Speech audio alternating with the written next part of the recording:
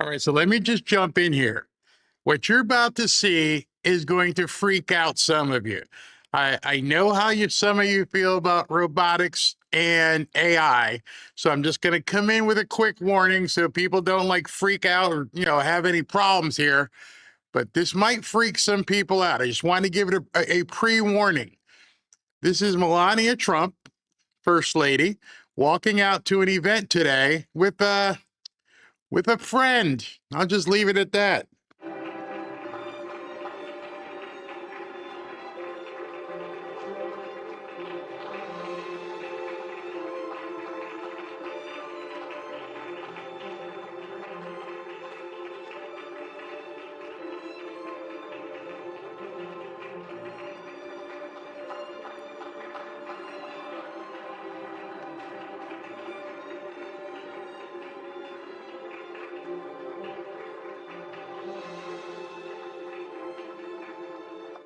Wait for it. That's not the part that might freak you out.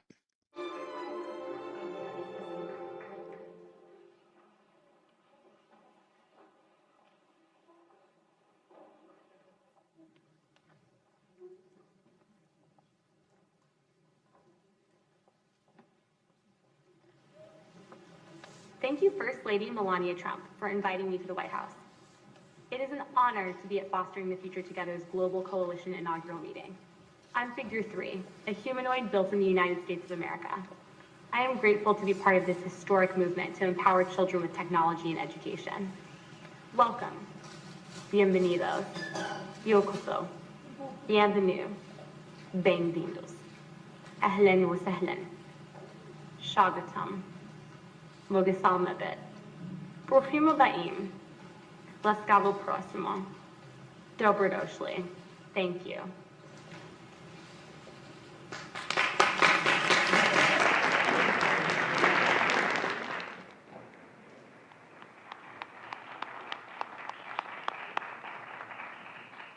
Yeah, so that's what we're talking about, huh?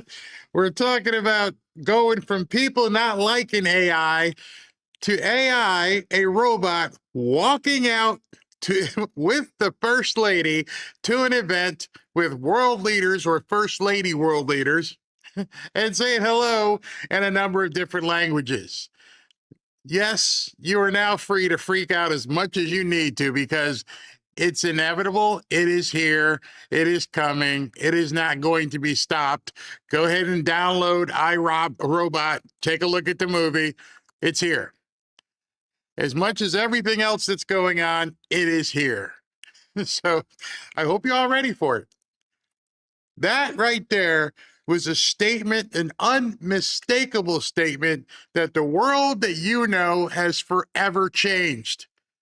Because one of the things that you have to read into this as you watch it is if that's what they can show you, you can't even imagine what they're testing. If they felt comfortable walking out a robot side by side, the First Lady of the United States, Donald Trump's wife, and to walk down the hallway in the White House and say, we're ready. We are ready. Maybe we're not going to deploy a whole bunch of Marines in Iran. Maybe we got a bunch of these dudes getting ready. Oh, wait a minute. That was a woman, female voice. F2, I think was her name, whatever. It's amazing. It's amazing. Don't be afraid. Jump on the train or get left behind. That's pretty much where we are at this point. And so Melania has this meeting today, which was a shoot off of yesterday's introductory thing. It's a long meeting, so I'll probably show this probably tonight. But wow, tell me that just didn't make you just go whoa. Tell me it didn't make you just say, I want one of those. Yeah. Hey, SV, you there? SV, you there? Yes, I am. I don't know what kind of security you have in your position because I can like sit R2D2 here and say, hey, tell me the breaking news of the day, but see, R2 wouldn't have the same kind of flair, the same kind of approach. I can't teach it that yet. So yeah, you would miss this face right here. By the way, I just grokked the cost, and it says long-term goal at high volume production, millions of units per year, around $20K per robot, and they're talking about starting this year or next. I want one. I need to clean my house. What I see, everybody thinks of the menial stuff that it can do: clean your house, wash your car, paint my fence, that kind of stuff. I want to go a little bit deeper. I want to know how it can massage my toes without breaking them off or something. Hey, hey, easy, okay? Or hey, listen, I need some massage up on the neck here.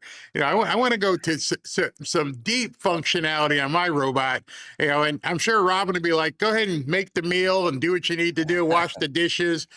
20 grand, man, that's a steep price. But you remember microwaves when they first came out were, I don't know what, $1,000 or something. So now you can Betamax. Get Betamax. Betamax. Yeah, you can get a microwave now for like $89. So it's coming down. It's coming. All right, so we got a press conference coming up in a little bit, and I got something to talk about. You got anything right now? Yes, I do actually have one thing. It came in about an hour ago. So breaking: Trump wins in court. The Eighth Circuit has just overturned an activist judge ruling and upheld ICE's mass detention policy of illegal aliens. This is a massive victory for the deportation mission. 2-1, the court held that illegal aliens already residing in the U.S. can be detained without bond during removal proceedings. This deals yet another devastating blow to leftist crazy judges' attempt to force DHS into simply unleashing the invaders into our country only to commit more crimes. So now if you start sending this stuff to me in chat, here's what we can do now. Hold on, let me see if it works. Okay. Boom, there it is. You like Sweet. that? So now, as SB is showing you guys the chat, if he texts, he'll send it to me. I can have it queued up, or have a number of them queued up, and so he can explain to you. Right? Wow, that looks effing great. I have to pat myself on the back. I might have to adjust your video. I have to adjust your positioning a little bit, but we'll get that done. Anyways, let's get to the show. One man is being victimized by our own government. One man whom they fear, yet whom millions love. One man who is willing to take the poison arrows of lawfare. One man whose voice has been taken away by a corrupt judge operating in a corrupt system. One man who has been ridiculed and insulted. One man who refused to back down. One man who refused to back down. One man who refused to back down. One man who stands between us and them. One man that wants to see America protected again. One man who wants to see America prosper again. One man who understands that a man is a man and a woman is a woman. One man who understands and protects the blessing of life. One man who wants to restore American exceptionalism. One man who once again wants to make America that shining city on a hill for all to see. A place where all the people of the world glowingly set their eyes upon. America. One man who unashamedly wants to make America great again. That one man is Donald Trump.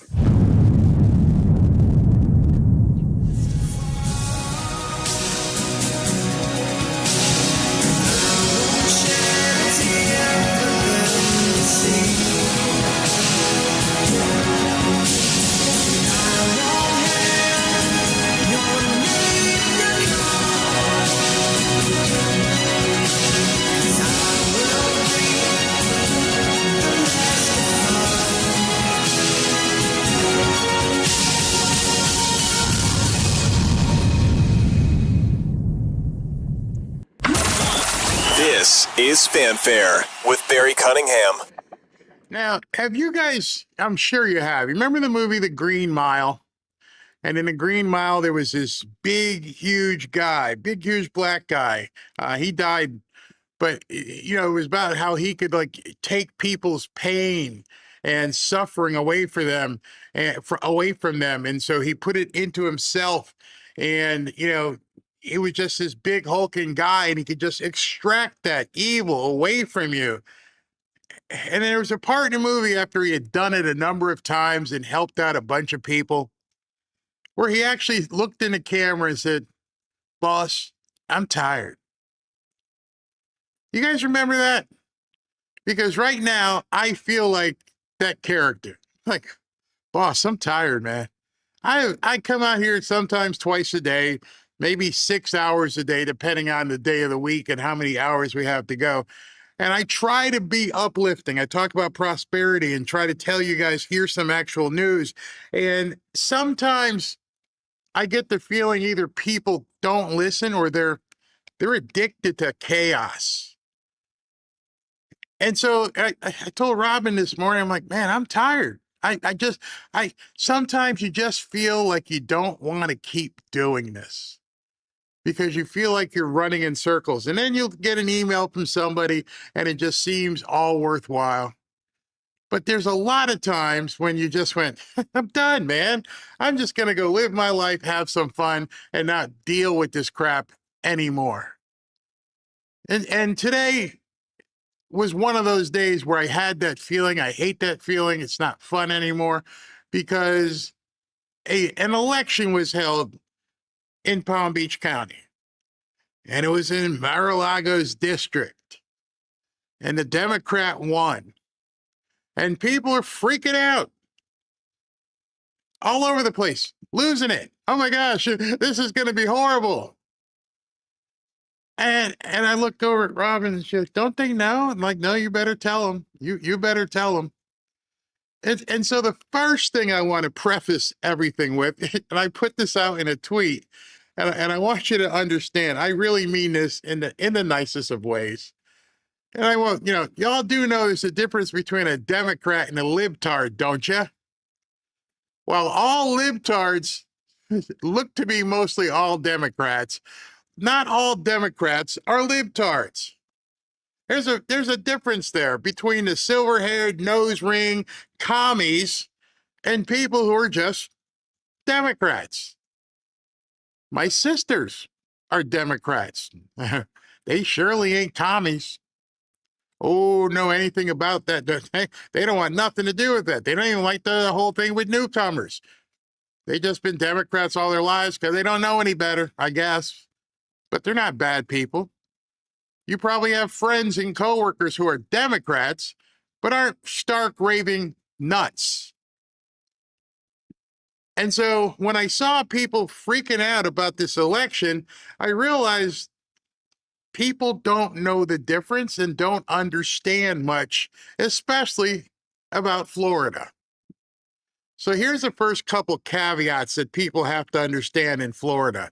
It is a supermajority government in the state of Florida, meaning we have the House, we have the State House, State Senate, and Ron DeSantis is the governor. Overwhelming, not even close. Supermajority. Democrats don't have a prayer. It's not like you have to negotiate with them. If they want to get something done, it's pretty much like the 61 thing. Hey, do it, just do it. We have no worries about Democrats here. Democrats. Everybody should be worried about the commies and the libtards, but it's a little bit different. I live in Palm Beach County. I love Palm Beach County. We've been here for years in Palm Beach County. And I'm as MAGA, obviously, as you possibly can get. Robin is as MAGA as you can possibly get. And we love our lives here in Palm Beach County. You see, there's Democrats and there's libtards. And a lot of people don't seem to know the difference, and they listen to CNN and they freak out. For instance, this was posted by a guy that I find to be a very credible source. And he goes in here and he talks about how the election in down here in Palm Beach County, they flipped the House seat. They flipped it, and now all of a sudden it's a harbinger of what's coming in the midterms. And I went, people need to take a really big, deep breath, get outside, touch some grass, and turn off CNN.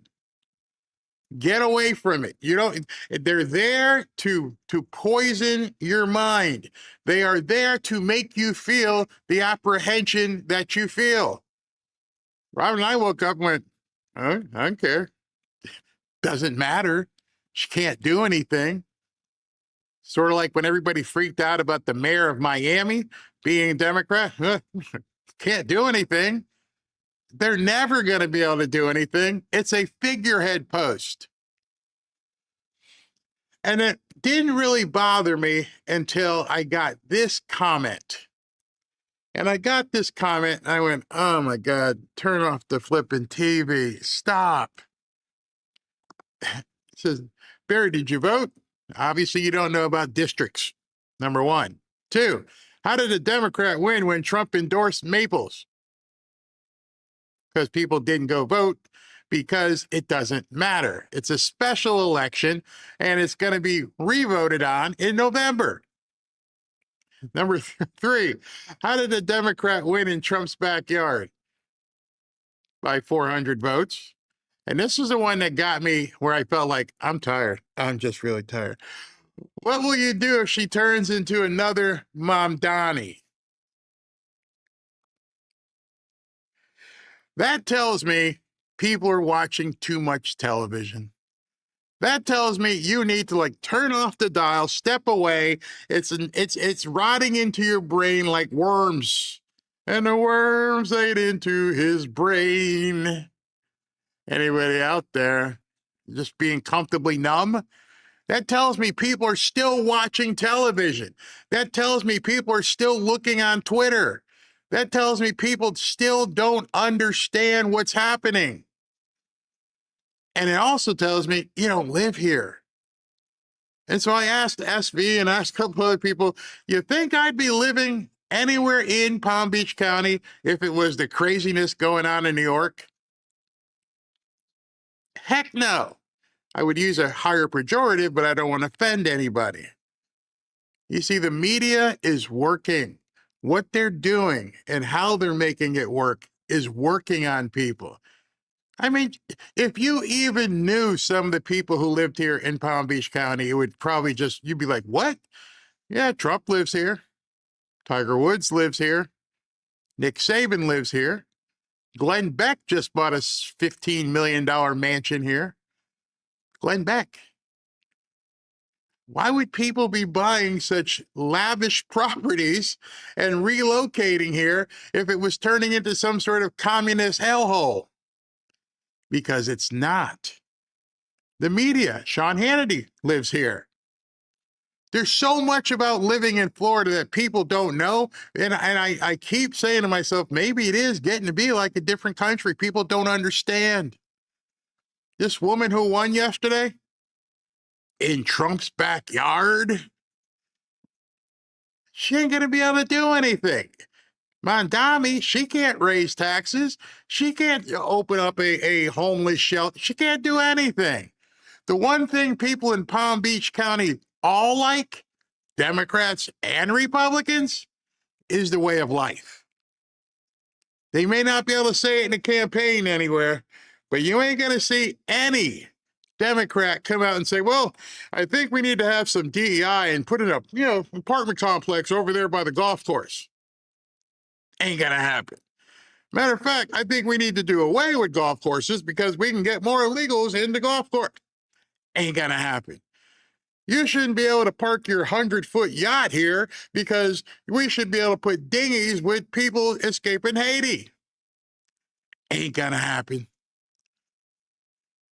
And so I just urge everybody, is it a bellwether of what's going to happen moving forward? No. Let me show you something. I'm watching my time here. I put this up earlier, and you guys can go read it as you like. And I put, don't worry about Palm Beach County. We're good. And it's a long history of like the voting here in Palm Beach County. How many of you know that Palm Beach County has been historically a Democrat county? Barry, you live in a Democrat county? Yes, and I love it. Because the one thing the Democrats down here have in common with Republicans is they love the lifestyle. I live in Boca. And if you've never been to Boca Raton, A, it's extremely affluent, not bragging, just saying about the city, and it's heavily Jewish. Heavy Jewish diaspora. You think that a lot of Jewish people might be Democrat or they just not like Trump. They love it here. Their businesses thrive here. Yeah, they're in the restaurants with everybody else. How many of you know, let me see if it's in this article, and you can actually pull this up because it'll help some people who are going through some craziness right now. And you can see the history of Palm Beach County here, but I think it'll say here that Sheriff Bradshaw, let me see if I can find Sheriff Bradshaw. There he is. Sheriff Bradshaw, other notable local sheriffs and trends, long held by Democrat Rick Bradshaw, elected as the sheriff in 2004. 22 years we have had a Democrat sheriff. Have they knocked on the door to see if I have MAGA hats? Nope.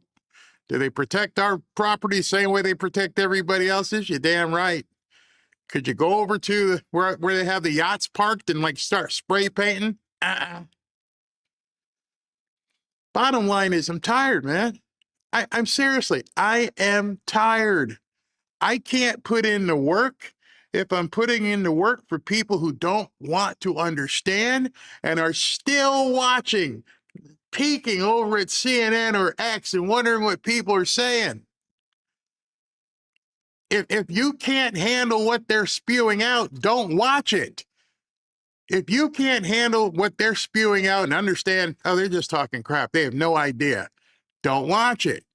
If you don't have somebody you can say, hey, listen, what's happening over there in that Palm Beach County area? Yeah, I'm hearing some stuff, and get the truth, then don't watch it. I'm tired. I could be right now hanging out in the swimming pool, enjoying the great sunshine, getting ready for Ashley and the kids to come down this weekend without the craziness that is happening in other spring break areas. Because life is good. Life is going to continue to be good. If it's different where you are, I understand. That's something I have to ingest and realize, wow, people are standing in lines at airports. People are having a hard time, wondering where they're going to get gas, or I don't live that life. And nobody in Palm Beach County, unless you're in Riviera Beach, lives it either. Nobody here is under the fear of MAGA or commies taking over their lives. When we moved into our property, I was wondering, like, Robin, how are people going to be? And one next door neighbor recognized me. Are you? Yeah, I'm him. And the other next door neighbor was from Israel. Side by side, it's fine. The problem I'm getting at here is that this war that you're facing every single day is a war of propaganda. It is a war for your mind. It is a war to make you think things aren't as you believe them to be. Everything on television right now on these news stations is completely fake. It is all designed to put you in a state of mind that the reality doesn't mesh with.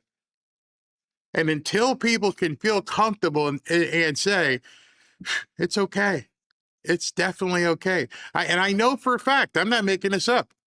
I've had my relatives call me, hey, is it really bad down there? I heard you got some MAGA people like that. Oh, yeah, I've heard about those MAGA people, Auntie. Yeah, yes, true story. True story. Oh, I could never live in Florida. Oh my God, those hurricanes. You mean storms? Yes, some are bad, but you know we've got reinforced housing and it's okay. Oh, you got alligators. Yeah, just don't go where they are. Leave them alone. They'll leave you alone. They don't come knocking. Well, yeah, some of them do knock on the door. I don't know if you've seen the video. Yeah, hello, you got a cat, please. But you know, don't walk your dog by the pond. Don't walk by the pond. It's not someplace you want to be hanging out, and definitely not at night. Don't go skinny dipping. That's why we have pools. Oh, although if you don't have a screen around your pool, you might find one of those big ass lizards in there waiting for you to come jump in. Come on in, the water's fine. But any event, talk to each other. I don't know what life in Virginia is like. If I had a question, I would say, "Hey, SB, what's going on up there? How bad is it with Cruella DeVille as your governor?" He would tell me, "Hey, Ashley, what's it like in North Carolina?" I know the Asheville area is bat poop crazy. What about Raleigh? That's not too bad. Okay. Find out. We're a big family. You can talk to each other and find out more than you're going to find out on the boob tube. We're good in Palm Beach County. President Trump is in Palm Beach County. Sean Hannity's Palm Beach County. Tiger Woods, Rory McIlroy, Michael Jordan, Glenn Beck, Nick Saban. We're all here. And as I showed you yesterday, billions of dollars are coming into Palm Beach County. And I'm not worried about the New Yorkers because the New Yorkers, you know what's the biggest thing with New Yorkers they find out down here? That they are no longer big fish. Because one of the things that Palm Beach County will do will make you feel like you got a really, really little weenie. Because as big as you think you are, the biggest master of his own domain riding in his boat is only that far away from somebody driving by and like, oh, damn, what is that thing? You don't want to measure down here because you'll end up losing. You know, the discrepancy between houses on the ocean and the houses in other areas is huge, and we all know it. I think I need to, you know what it is? I am going to do a video over the next, once the kids come in, I'm going to do a video and I'm going to take the boat and we're going to ride up the Intercoastal and let you see what Palm Beach County really looks like if you've never seen it. And then just by simple mathematics, you'll be able to look at Palm Beach County and go, hey, well, it's not 100% Democrat. It's not 100% Republican. So all these people with all these damn boats and all these houses get along, exist, and prosper. Relax. You got to relax, people. Yes, I know this, SV. I will be right back. I don't know if SV's telling me got to go. You got some posts from Trump. Yes, we'll get to those. Got to make sure she's ready. But that's all I wanted to say about that. I have no fear of this woman winning. It doesn't mean anything. She can't do anything. She's overwhelmed. We have a supermajority. Ron DeSantis got this. And we all live cohesively together without anybody screaming. Somehow it works. Somehow they have found a way to make it work here. And I'm happy to be here. So I just want you guys to know that. Take it for what it is. I'm not going anywhere. Robin ain't going anywhere. We live here. We love it.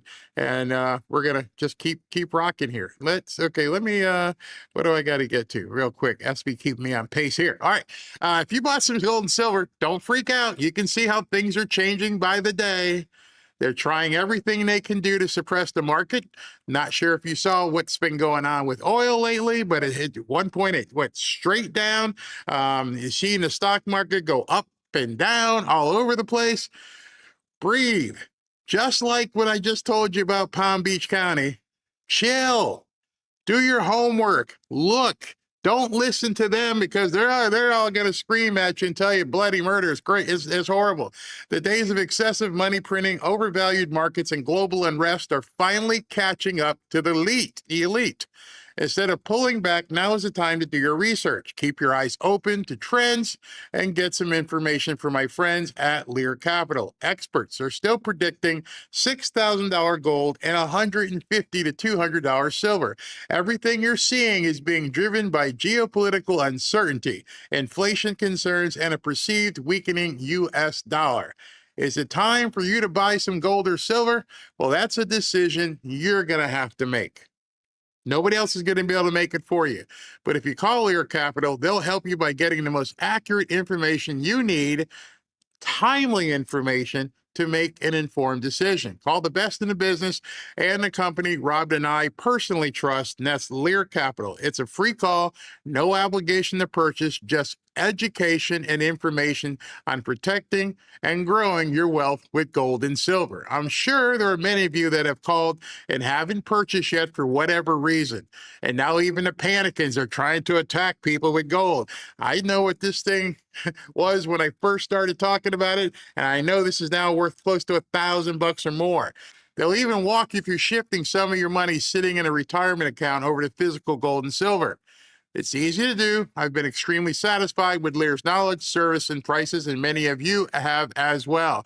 I urge you to call today and learn more. 800-601-5430, 800-601-5430, or go to learberry.com to learn more.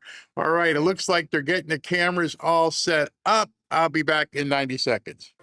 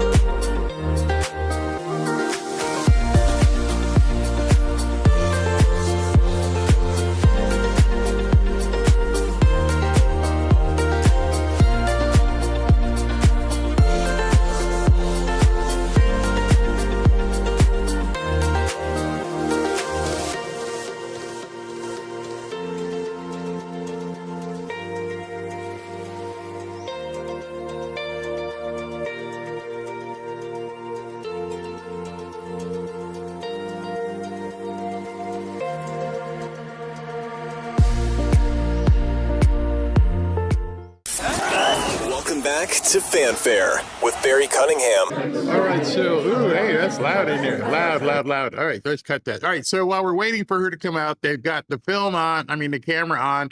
Everybody is seated, and we're just waiting for her to show up. So I'm going to be monitoring that real quick. But before that, I want to show you a couple things that President Trump has posted in the last little while. So we got this first one. The radical left country-hating Democrats are trying to create inner chaos to take away from the great military achievement we are having in Iran. They hate seeing us win so completely and decisively, but the American public sees through what is going on. I hope you do. I understand his confidence, but how many people are really understanding how well things are going over there? I want to show you this and see if I have this queued up correctly before she comes out there. We are watching people openly committing treason, openly, and they don't care because, again, their warfare is against you, just like with the whole Palm Beach County thing. They're trying to destroy your mind. And if you aren't well grounded, just like President Trump says, you're in trouble. Here, listen to this. Who do you think is telling the truth? Casey, unfortunately, we've learned that Donald Trump has been lying to the American people from the start, and he keeps lying to the American people, which is never a good thing. So you believe the Iranian officials over the President of the United States? I believe that based on all the information that's available. And Donald Trump. So this guy goes on national television on CNN and tells the world, I believe the enemy over the president of the United States. And now here's the problem I have with it. I don't think anybody needs to be a sycophant. I think everybody can have their own opinion, their own belief. But for a sitting member of our government not to be building up America is a crime. You're actually going on television and saying the enemy is more credible than the president of the United States.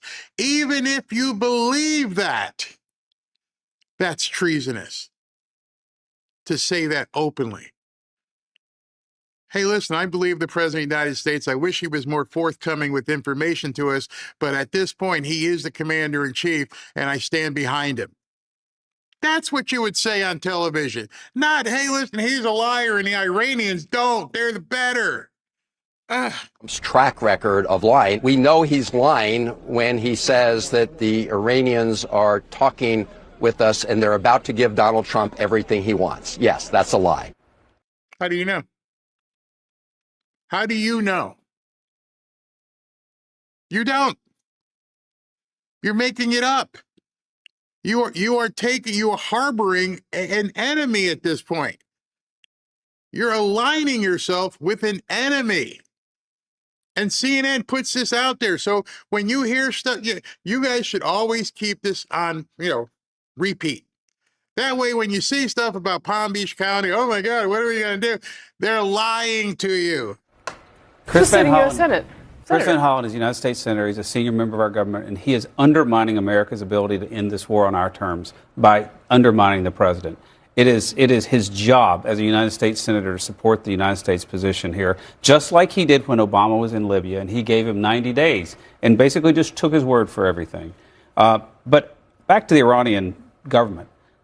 Of course, no one's admitting they're talking to the president of the United States, because that'd be a good way to be hung by a crane tomorrow if you're a person in the Iranian government. The Iranian government is not just a bad actor. They terrorize and murder their own citizens, much less anybody who might cut a deal with the United States.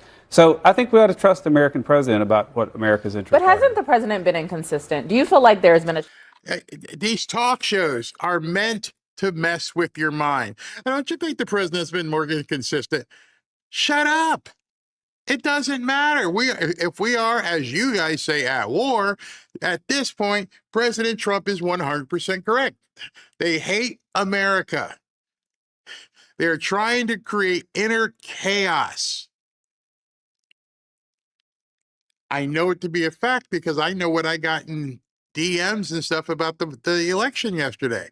People who don't have any clue of what's going on, have any clue about how the government in Florida runs. We're like, oh my God, Barry, it's going to be like Mandami.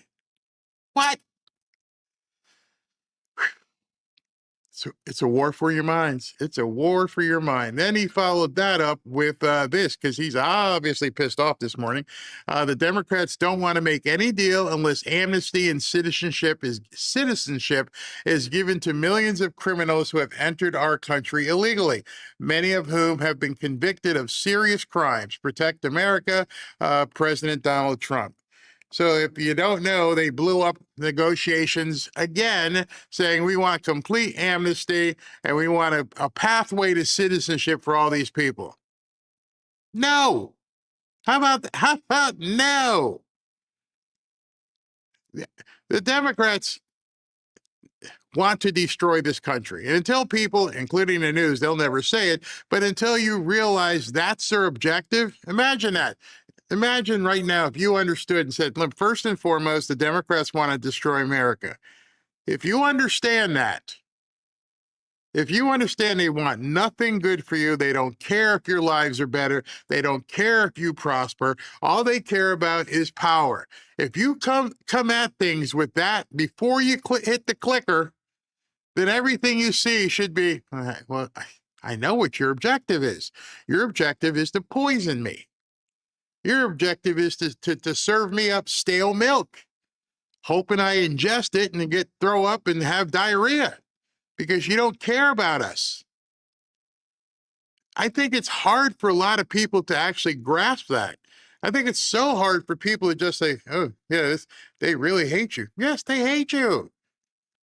What did Brandon Johnson? Hold on, is SV? Are you there? I can't see you. Hold on, let me see. Yeah, SV. What did Brandon Johnson say about the young woman that just got killed?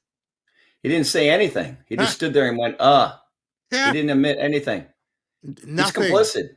They need to go after these guys. I mean, he needs to go to jail. I mean, he's part of the problem, obviously. He's useless. And the other woman, she said something to the effect of she was in the wrong place at the wrong time. Or yeah. she startled him. I mean, make it make sense. No, you can't make it make sense. Be back to you. If you take it from that perspective of these people really don't care about you, you die and they don't care about you. You get killed and they don't care about you. Then how the hell can you invest any time into what they say? Because their objective is to poison you. President Trump further said this one. Let me see if I can pull this up. And he says, blame the Democrats for the airport's mess. They want our country to do badly. They want our country to fail. They broke the already signed bill because they want to take care of criminals who enter our country illegally rather than American citizens. Thank you to our great ICE patriots for helping. It makes a big difference. I may call up the National Guard for more help. President Trump. Yes. Do it. Don't say may, just send them in. Because what's going to happen, I think people are starting to realize in some of these airports that lines have gone away, is how did it happen? Well, it happened because the people who aren't supposed to be here aren't going into the airport. Same way the people who weren't supposed to be here didn't go to the construction sites. There's no happenstance here. Well, I had posted something yesterday, I think this morning, where Hakeem Jeffrey said ICE is going into our airports and our hospitals and our schools. Well, he was basically telling you where the bad guys are.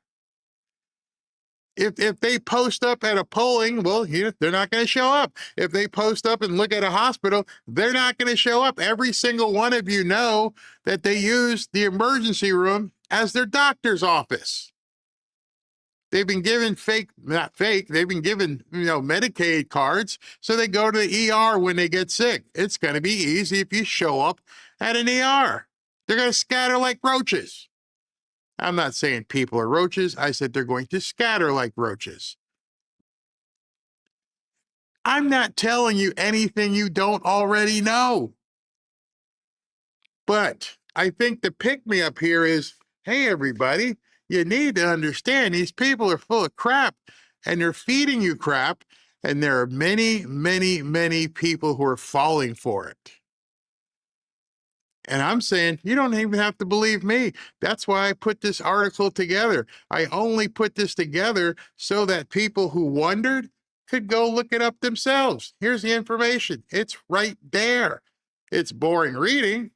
It's a lot of boring reading going through the history of the political party affiliations in Palm Beach County forever. But at least you have the information, not a 2-minute snippet from some talking head who wants you dead. Dead. These are the same people who promote James Carville. Have you seen some of his recent videos? If you haven't, his recent videos are so bad, I can't even show them. They are F-bomb laden, screaming, frothing at the mouth, and I wish I could show it without cutting any of his expletives. Because if you did see that, there's no way you would look at that and go, they're winning. Nobody who's winning acts like these nuts. And they put him on television. And he's screaming, yeah, I got TDS. I want a whole bunch of TDS. I want to rub it all over my face. I'm like, damn, dude. Damn. Nobody acts that way. That's winning. But people in our audience, people out there on X, they see this crap and they try to keep talking about it. They keep talking. I mean, I'm seeing fights with Michael Flynn and Kash Patel's girlfriend. And I just say to myself, what's happened? Why can't people just think for themselves, look at what the information is, and then go forward? Numbers don't lie. People do. That's why I like the financial numbers, because I can look at those and I can understand the manipulation happening between them, but at least I know here's the price of oil, here's the price of gold, here's the price of silver, here's the housing market.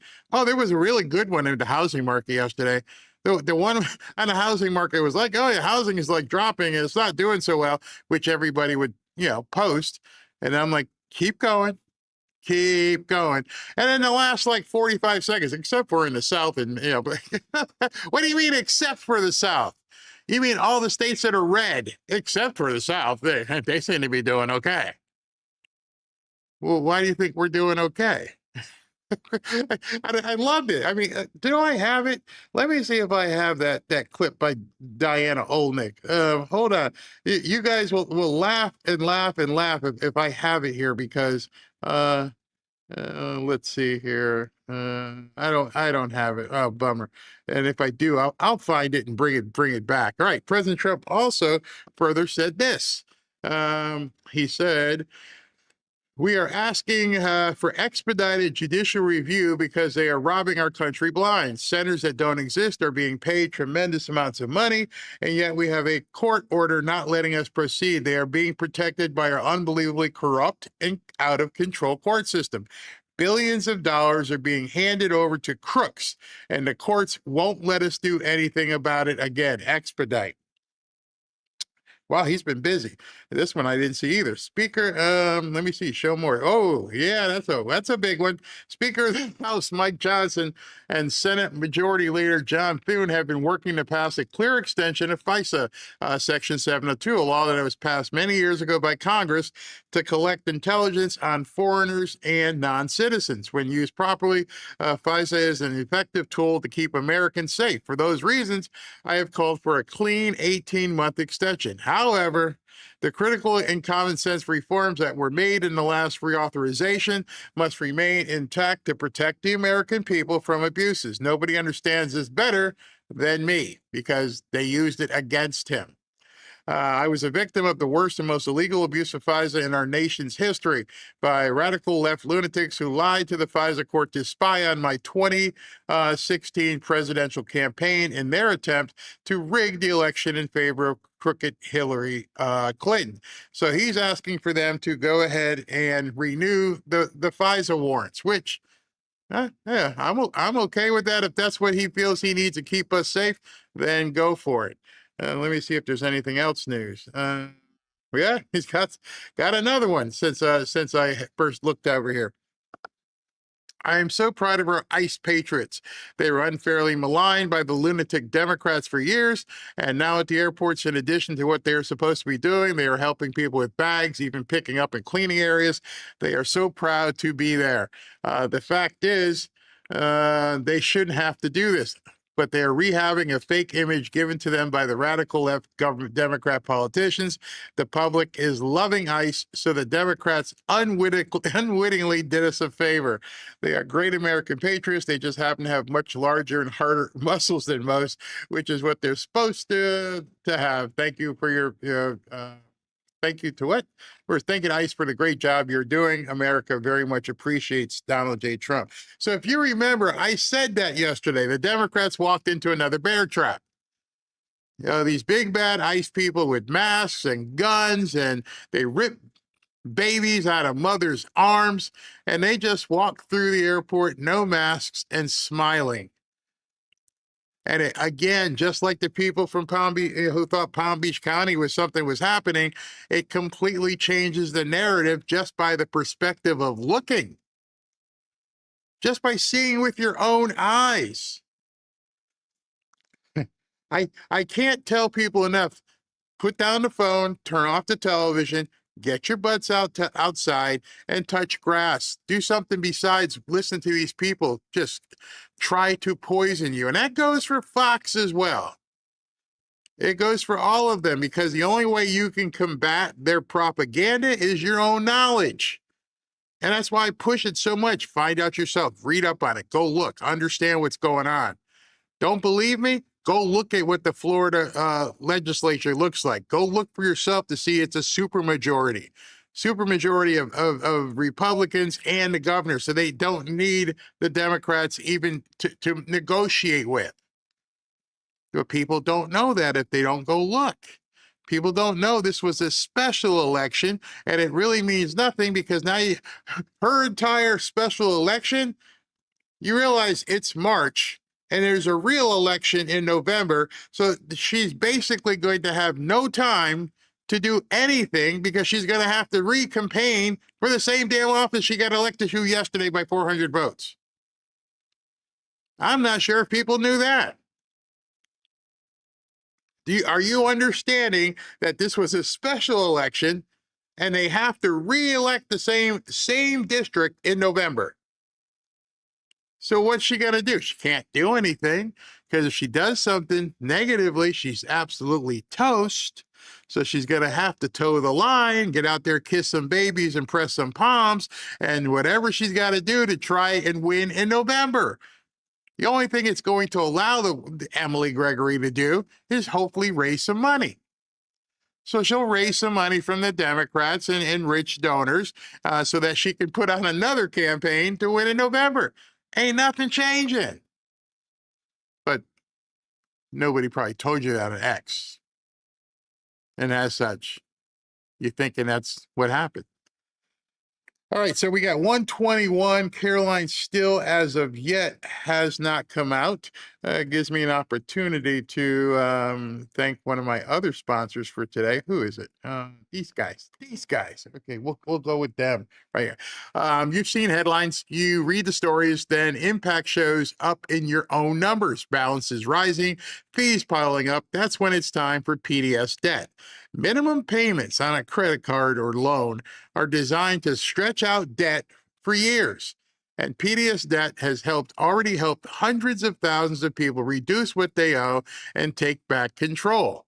Whether you are struggling with credit cards, personal loans, medical bills, PDS Debt has custom options to help you get out of debt.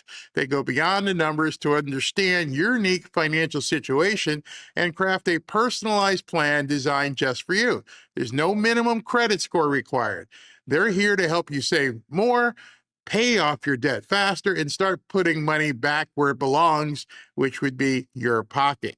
PDS Debt is an A-plus rated company by the Better Business Bureau, and they boast thousands of 5-star reviews on Google, and they hold a 5-star rating on Trustpilot. So why do they have a 5-star rating? Because PDS Debt has helped hundreds of thousands of people get out of debt.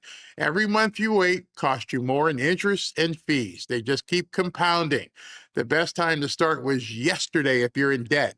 The second best time is right now. If I was in the jaws of overwhelming debt, PDS Debt would be what I would use to get out of it. So you can go ahead and get a free personalized assessment by going to pdsdebt.com/Barry. That's pdsdebt.com/Barry. Take back control of your situation, your financial situation, in just 30 seconds. Speaking of 30 seconds, I'm gonna hit you with 90.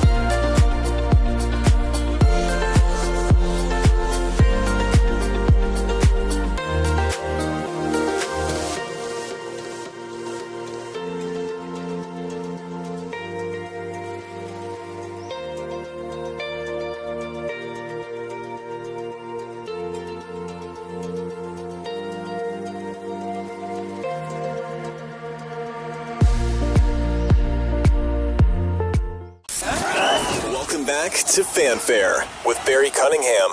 I'm gonna show you that that Melania thing tonight.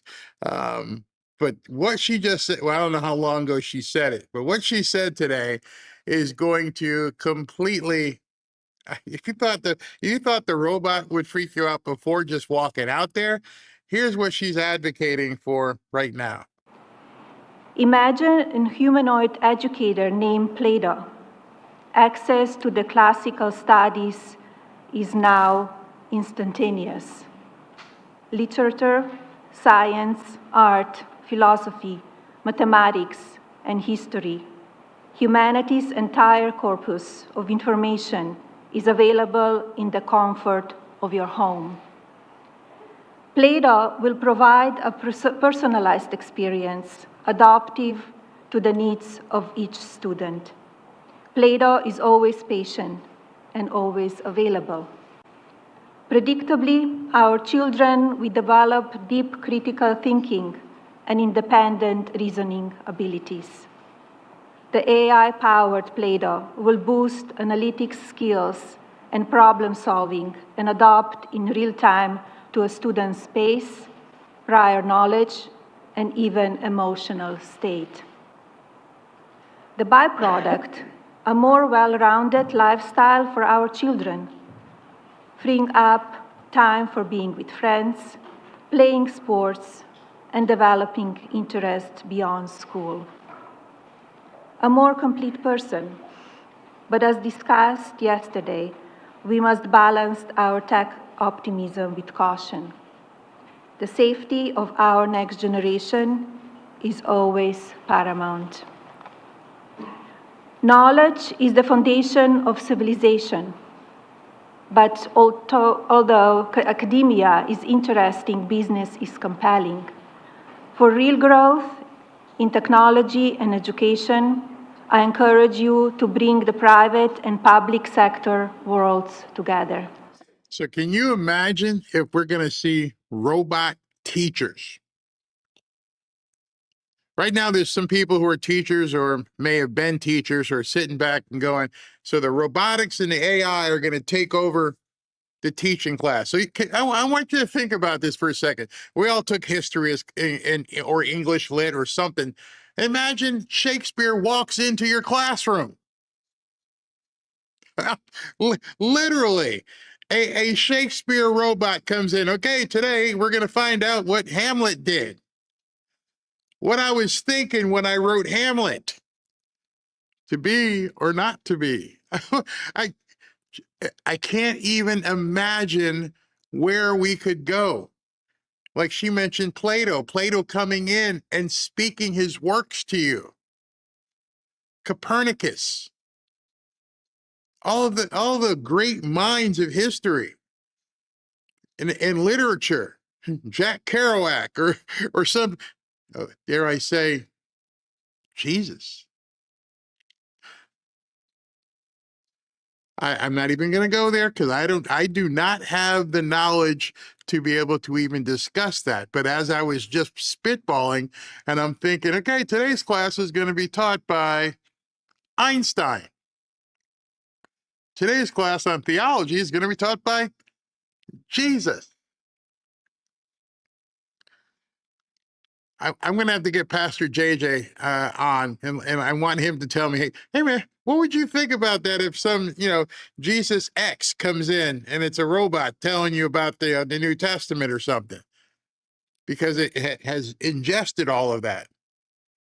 I don't know. That might be a little bit on the edge there, but that's where we're headed. Like in a movie where we're going, we don't need roads. Why am I going to have some teacher tell me how to do the Pythagorean theorem when I could just have Pythagoras, whatever his name was, come in and show me? Why am I going to talk to somebody about a petri dish and how to look at disease when Madame Curie can walk into the classroom? It's amazing when you think about it. You'd be basically learning not from the exact source, but a kind of source. I'll tell you one thing would be interesting, because now at this point, any question you ask, So when you were doing this, Copernicus, what were you thinking about those stars? Da Vinci. Da Vinci comes in and starts telling you about all his drawings and plans. And there's not a single question you as a kid or an adult could ask that robot Da Vinci what was going on, and he could tell you. Yeah, it's a weird area. We're going there. Speaking of weird areas, they just found YouTube and Facebook / Meta negligent for damages in $3 million. Only $3 million? They probably have that as couch change. Here, let's take a listen to this stuff. When I was reading through the trial notes and following along, that's kind of how I felt. And when you think about some of the other roles that Facebook has played in bad things throughout the years, while the self-harm that the teens are experiencing, and even suicide in some situations with respect to their use and what they're seeing and how it affects them, Facebook, I think the United Nations at one point found Facebook responsible or part of helping to incite genocide in certain parts of the world. None of us will forget how the role that Facebook played in political elections, and the insidiousness in which they operated with the information that they were targeting people with and what they did there. And so, again, this is a jury made up of human beings who has been probably somewhat aware of all of these things all along. So they went into this courtroom maybe not with the best perspective of some of these executives, given their past behavior and the fact that the behavior didn't necessarily change. It just took on a different face. These social media platforms are hugely influential, not just here in the United States, but all around the world, as you point out. We should recall as well that in addition to the awards against YouTube and Meta, both TikTok and Snap settled this case. Yeah, that's right. Before it went to trial, but we don't know the details of that. We don't. And, it was interesting about the timing, especially with the settlement with TikTok. I mean, we all know what they had to go through to even be operating here in the U.S. And their new CEO of the U.S. operations for TikTok had just started. I think it was the week before or like 3 days before the trial began. I remember thinking, I wonder if there's a correlation there. This guy comes on to TikTok, he sees this and says, I'm not dealing with this. Let's settle and make this go away. Now, I don't know that, of course, but I did think that was interesting that he had just begun and they settled right after that. Josh, it's interesting just sort of going through the details as we do await more to come out of that courtroom, having reached the verdict. Lawyers for both platforms were consistently pointing to their own safety features and guardrails that they have available for people. That's kind of ridiculous when you think about it. $3 million, that's the damages? That's like not even like a quarter of a day for some of the revenue that these companies put together. 3 million? So it's like, yeah, they were bad, but nah, not that bad. I mean, I don't know why they would bother finding them, in favor of the plaintiff, but only awarding $3 million. What is $3 million going to do to all these plaintiffs whose kids committed suicide or whatever? I have no idea. All right, so Karoline Leavitt has still not come out. It's 1:33. Maybe this might be a reason why she hasn't come out, because one of the worst things she wants to do is walk out there into a press that knows more than she knows. And from what I can see, something this dropped earlier, but she may have not have been prepared for it. I want to show you this. It says Iran now has rejected the United States ceasefire offer over the sovereignty of the Strait of Hormuz. They're like, no deal. It says Iran would reject this U.S. ceasefire offer and has laid out its own list of conditions for ending the war. I never realized how they're going to be able to do that. The Fars news agency state media outlet said there have been increased U.S. efforts to put a ceasefire into effect and begin indirect talks with Iran. The Associated Press reported that Iran has received President Donald Trump's 15-point peace plan, which they say no. State broadcaster Press TV said Iran's 5-point counteroffer would give Tehran Tehran control over the Strait of Hormuz. So essentially, what we are now negotiating and fighting is control of the oil.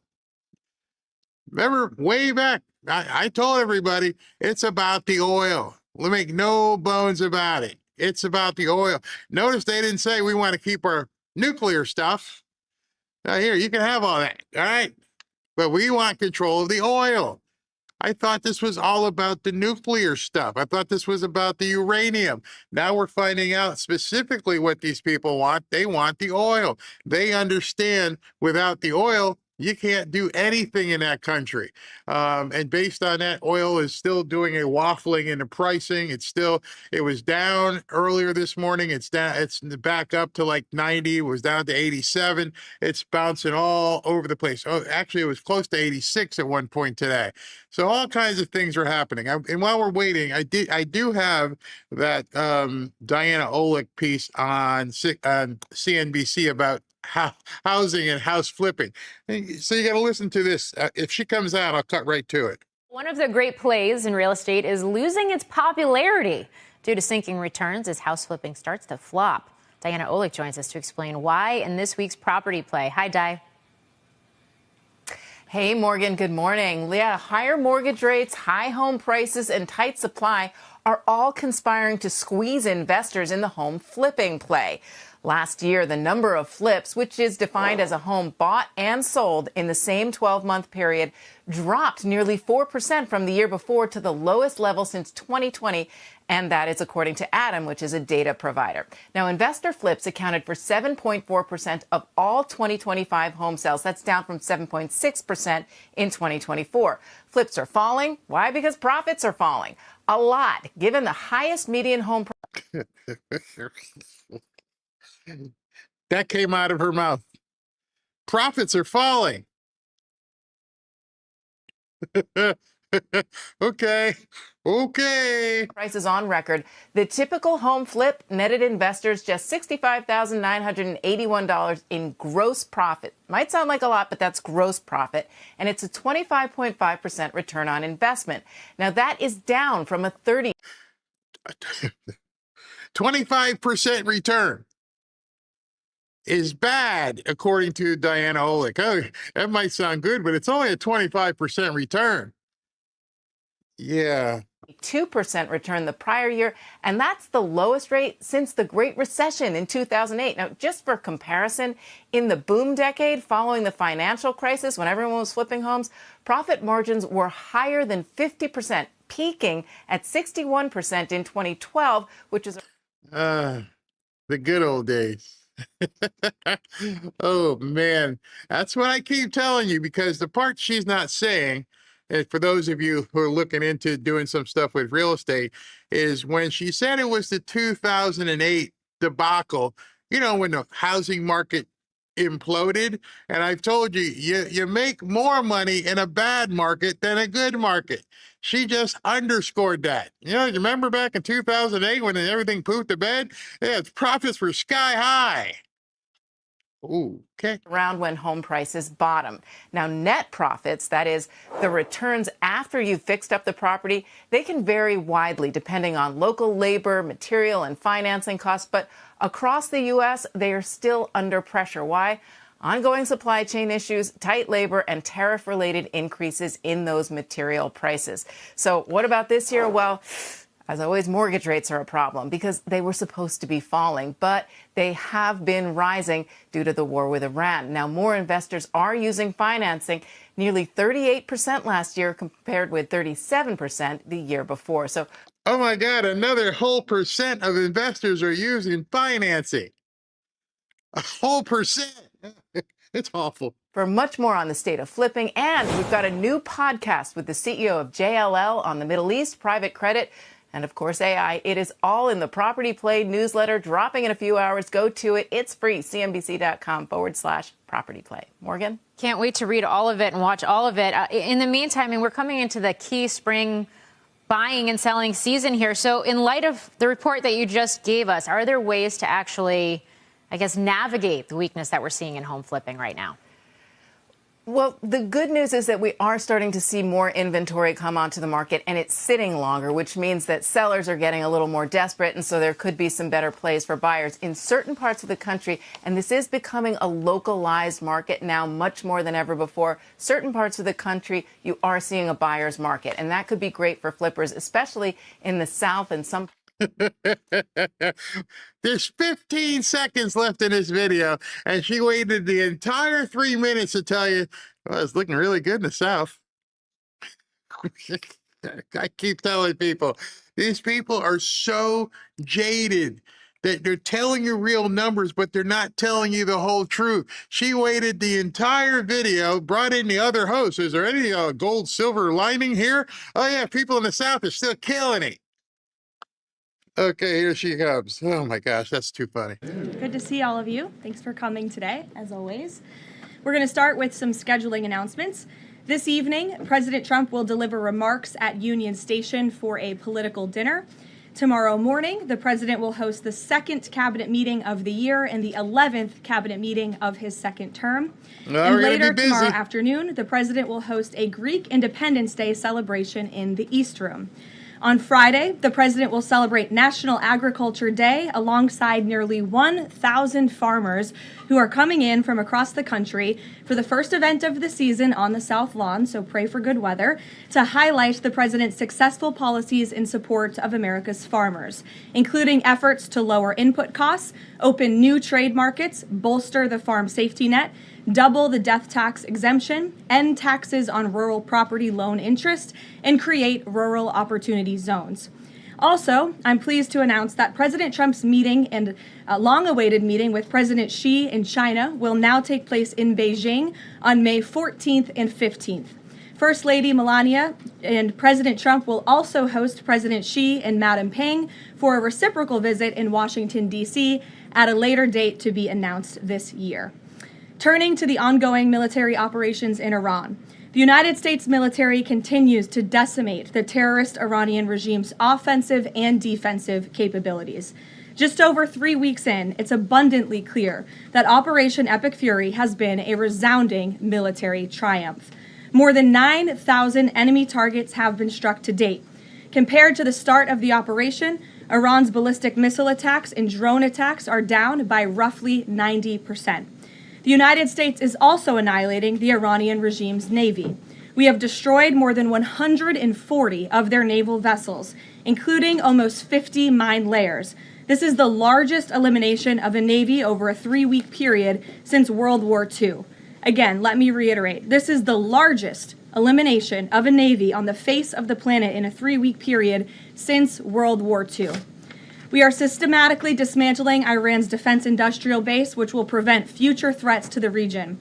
Our military also remains laser-focused on eliminating the regime's threat to the free flow of energy through the Strait of Hormuz. Over the weekend, we dropped several 5,000-pound bombs on an underground facility used to store equipment, including anti-ship cruise missiles and mobile missile launchers positioned along the coastline of the strait. Our military efforts grow more successful with each passing day, steadily degrading Iran's ability to terrorize merchant ships. For all of these reasons, we are very close to meeting the core objectives of Operation Epic Fury, and this military mission continues unabated. From the outset, President Trump and the Department of War estimated it would take approximately 4 to 6 weeks to achieve this critical mission. 25 days in, the greatest military the world has ever known is ahead of schedule and performing exceptionally. Day by day, the Iranian regime is being crippled, and their ability to threaten the United States and our allies is being significantly weakened. Their ambitions of building a nuclear weapon have also been crushed to an even greater degree than they were in Operation Midnight Hammer in June 2025. That's why you're beginning to see the regime look for an exit ramp. They recognize they are being crushed, their ability to attack American and ally forces, as well as their ability to defend their own territory is dwindling literally hour by hour. Following President Trump's powerful threat on Saturday evening, it was made clear to the United States that Iran wanted to talk. President Trump is willing to listen. As President Trump announced on Monday, the United States has been engaged over the last 3 days in productive conversations, which led the president to temporarily instruct the Department of War to postpone planned strikes against Iranian power plants and energy infrastructure only. The remaining elements of the Iranian regime have another opportunity to cooperate with President Trump, permanently abandon their nuclear ambitions, and cease actively threatening America and our allies. But the president's preference is always peace. There does not need to be any more death and destruction. But if Iran fails to accept the reality of the current moment, if they fail to understand that they have been defeated militarily and will continue to be, President Trump will ensure they are hit harder than they have ever been hit before. President Trump does not bluff, and he is prepared to unleash hell. Iran should not miscalculate again. Their last miscalculation cost them their senior leadership, their Navy, their Air Force, and their air defense system. Any violence beyond this point will be because the Iranian regime refused to understand they have already been defeated and refused to come to a deal. Here at home, we are now on day 40 of the Democrats' shutdown of the Department of Homeland Security.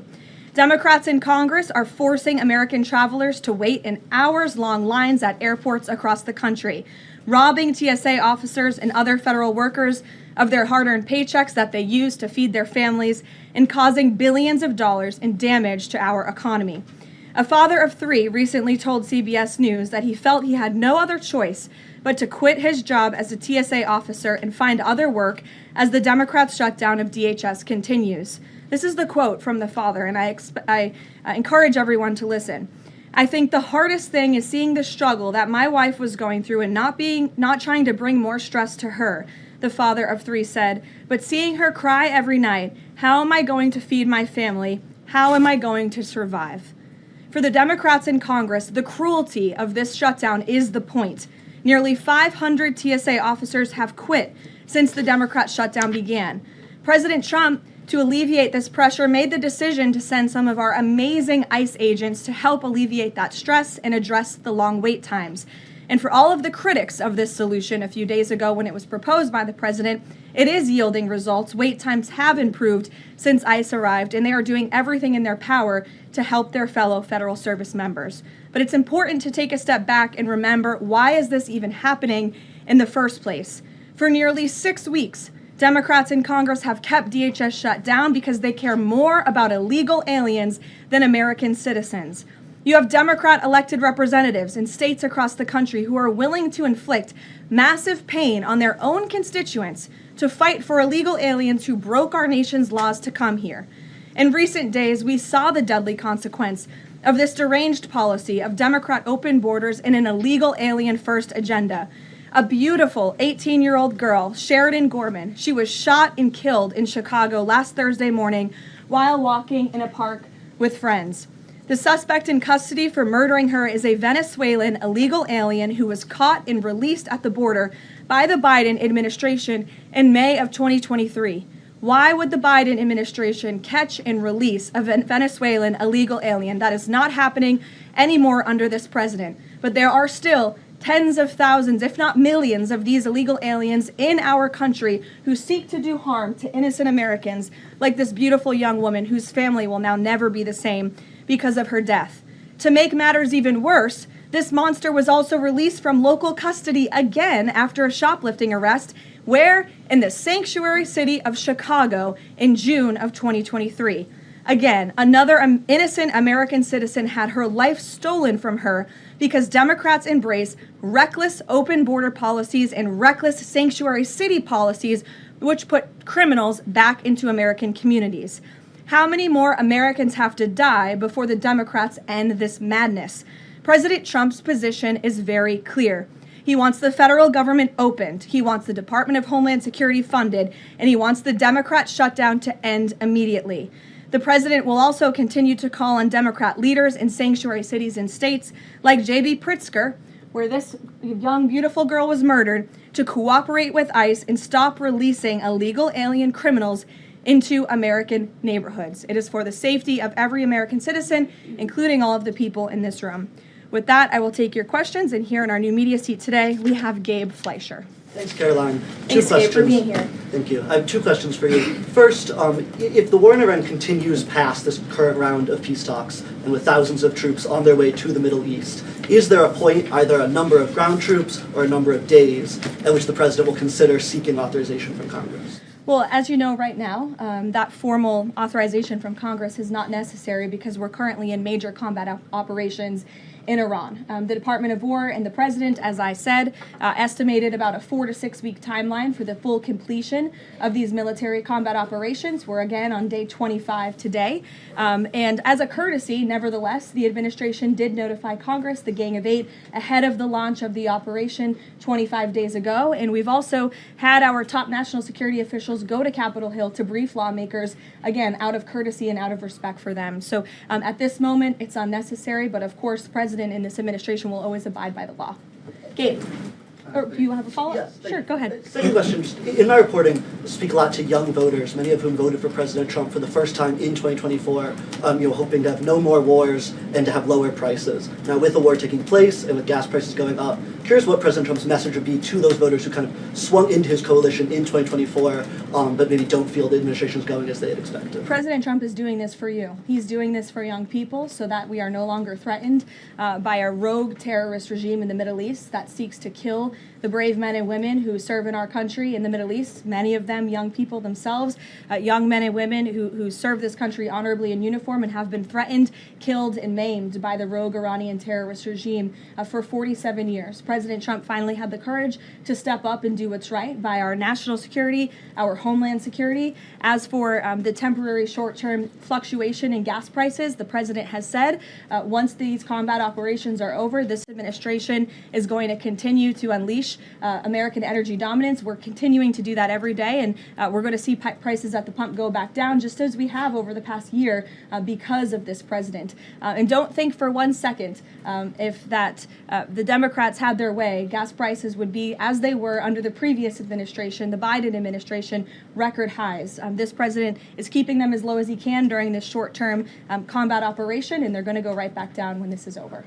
Gabe. Thank you, Caroline. Just within the past few hours, Iranian state TV has said that Iran has rejected the U.S.'s 15-point plan to end the war. What's the White House's response to that, and have these talks hit a dead end? They have not. Talks continue. They are productive, as the president said on Monday, and they continue to be.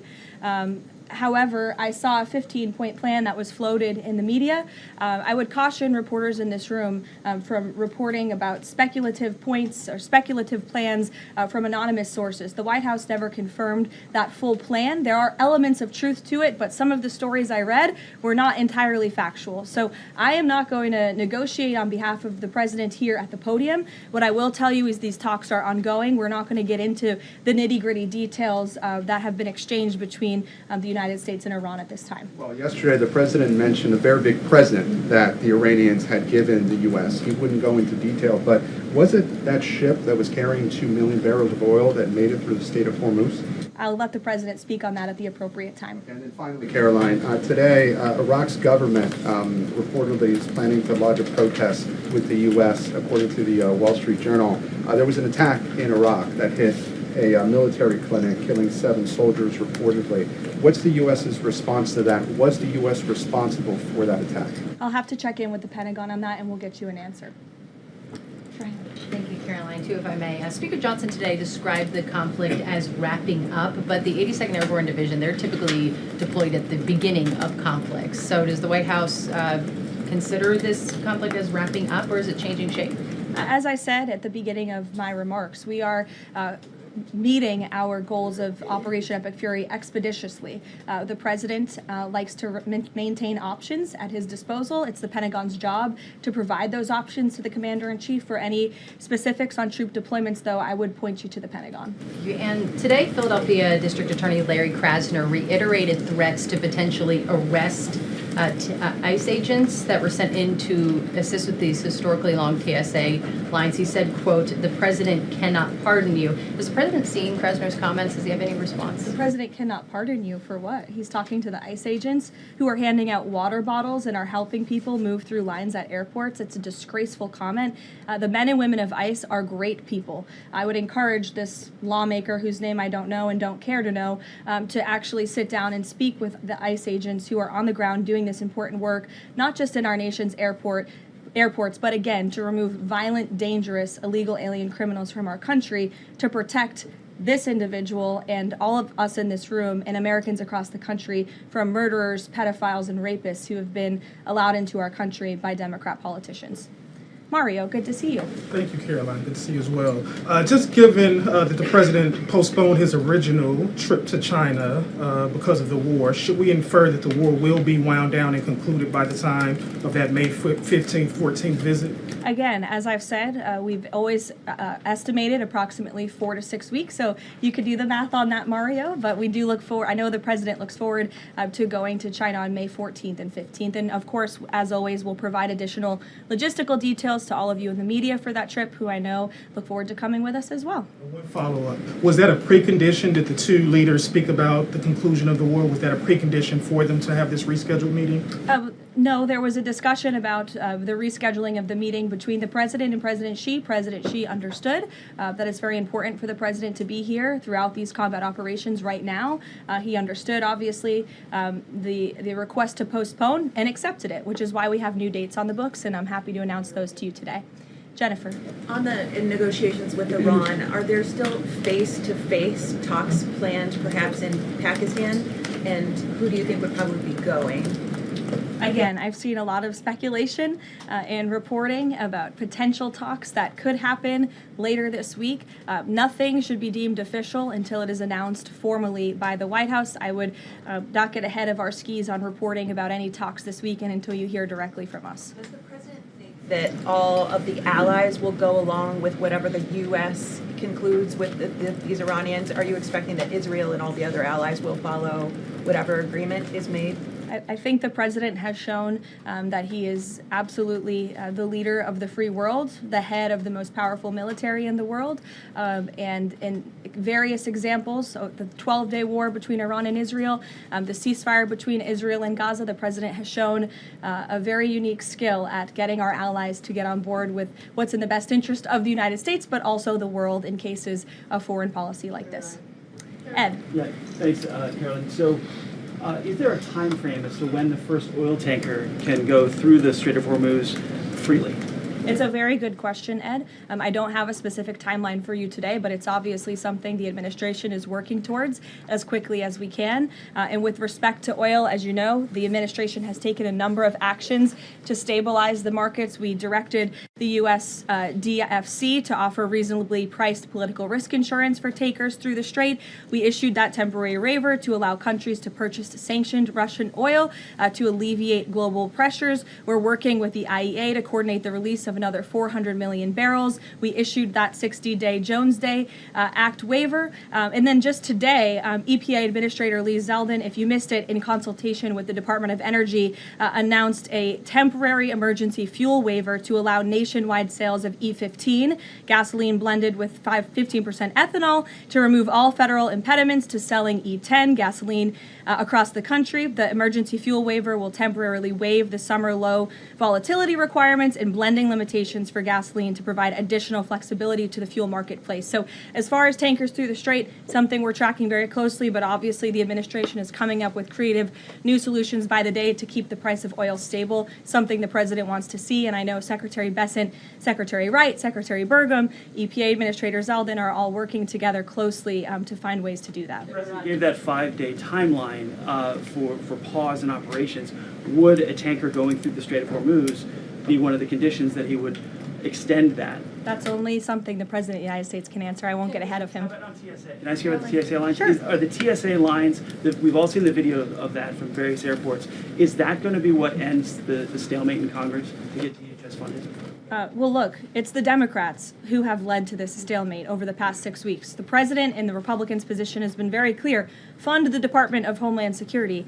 And we have attempted in good faith numerous times, both the president himself and lawmakers on the Republican side on Capitol Hill, to go to the Democrats with reasonable offers, with real solutions. They'll ask for something, we'll give them that concession, and then they say, oh wait, that's not enough, actually. So I think that's why I said earlier, the cruelty is the point. They want this chaos. They want to distract, I think, from the success of our military overseas right now, totally obliterating the Iranian regime. And it's very unfortunate because there's only, the only people that are suffering from this are the American people. And I hear that Democrats might be flying out of town tomorrow. How convenient and lovely of them that they get to go to the airport and that they'll get to go home to their families when you have families, TSA workers who are suffering. You have people across the country who are missing flights for funerals and for work commitments because of Democrat politicians on Capitol Hill.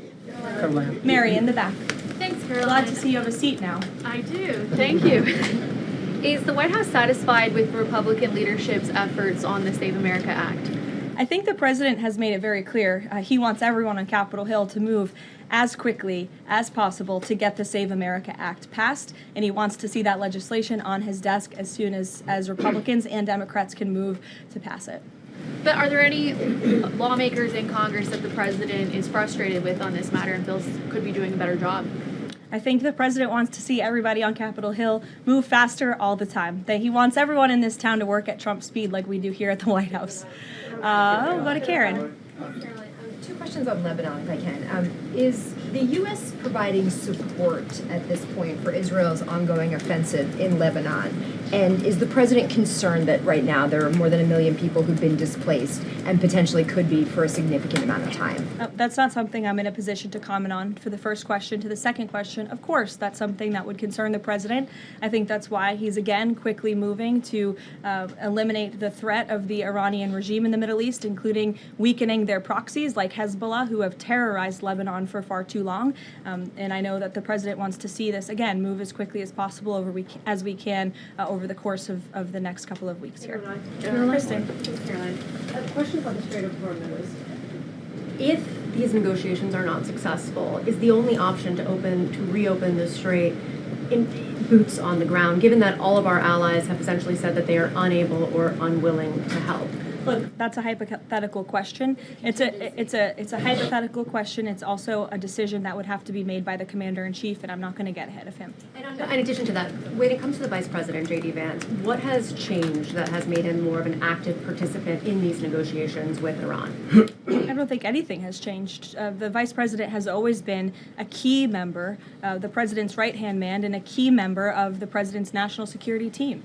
He's been part of these discussions throughout this entire course of the administration with respect, again, to the 12-day war that the President and his national security team negotiated a solution to, with respect to the ceasefire between Israel and Gaza and the release of the hostages, which there was a lot of criticism that couldn't get done, and it did. The Vice President has been by the President's side every step of the way, and any reporting otherwise is just completely false. I see him in the room. Again, the President seeks his counsel on all matters, both foreign and domestic. Can you just tell us who exactly the U.S. is negotiating with in Iran, and why the U.S. and this administration trusts that person? Again, as I said to Gabe's question earlier, we're not going to get into the details of these negotiations and conversations that continue to take place. As, of course, you can imagine, they are very sensitive diplomatic discussions. And I would reiterate, I do recall giving all of you the same answer when we were negotiating the ceasefire between Israel and Gaza. Gave you the same answer throughout the 12-day war between Iran and Israel. Gave you the same answer with respect to many of the other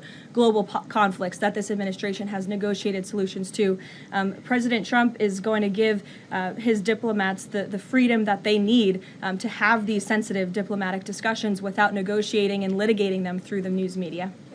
Fran. Caroline, just to follow up, though, because you said that some of the information that's been out there about the 15-point plan is inaccurate, can you say what is accurate with respect to ballistic missiles, the nuclear ambitions, and the Strait of Hormuz, which or things that the president has laid out that he wants to see a couple times in the past? Look, if you've heard it from the President of the United States, obviously it's true, as well as the objectives of Operation Epic Fury. We've said repeatedly, I've said them from this podium, the Pentagon has reiterated them.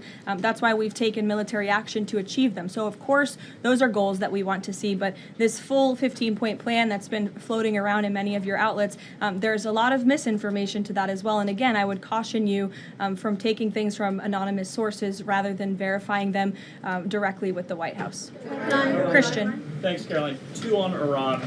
First, would the president consider loosening asylum restrictions for Iranians trying to flee the country right now? Again, that's a question for the president. I won't get ahead of him on that. I haven't talked to him about that. Okay. And then secondly, you mentioned at the top that Iran would be hit harder than they have been to this point if they don't recognize the fact that they're losing this war.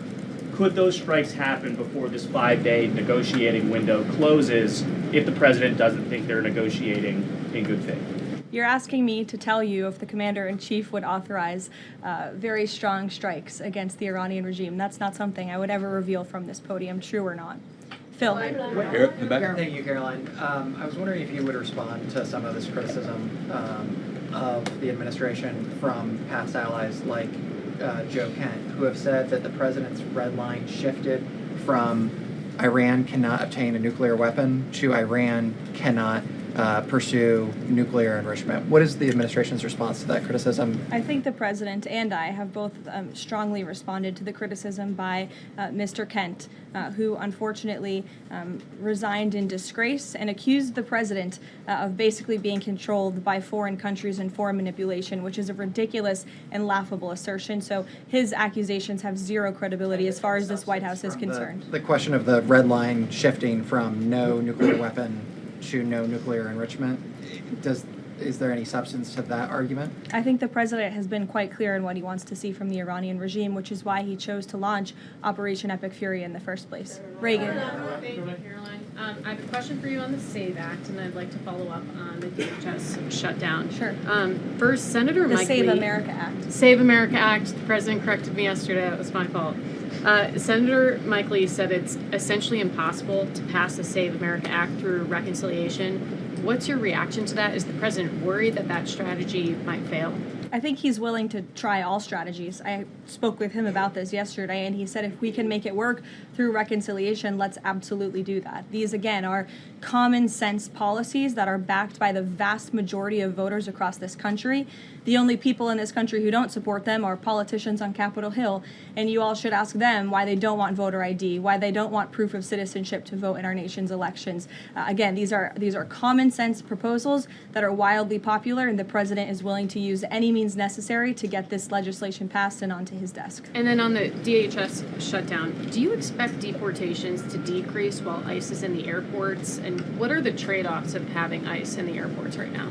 Well, to address this obviously short-term problem and the chaos that has been sowed by these Democrats on Capitol Hill, to address the lines and to get Americans traveling and get them to where they need to be. So the president, I think this was a creative solution, again, that was criticized, but we have seen wait times decrease, not as much as we'd like. Hopefully they will continue to, but at major airports over the course of the last few days as ICE has been facilitating with travelers in these airports. Sure, Caroline. Thank you, Caroline.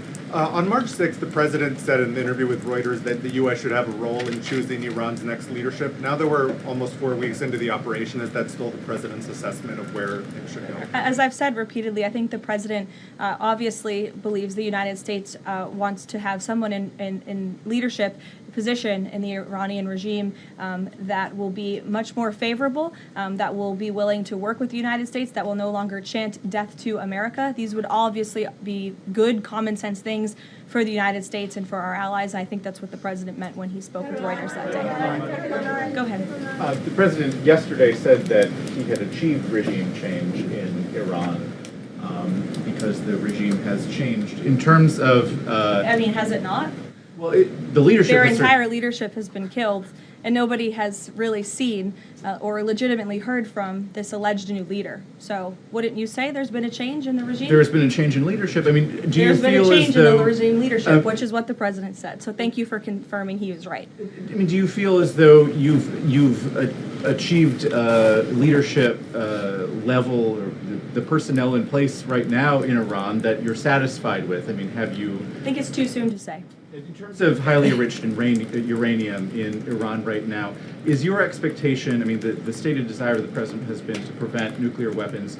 Is your expectation that the end game here is that eventually Americans will be in possession of that uranium, or you'll somehow have some direct control over the highly enriched uranium that could be used to develop it? Again, this is a point of conversation that continues.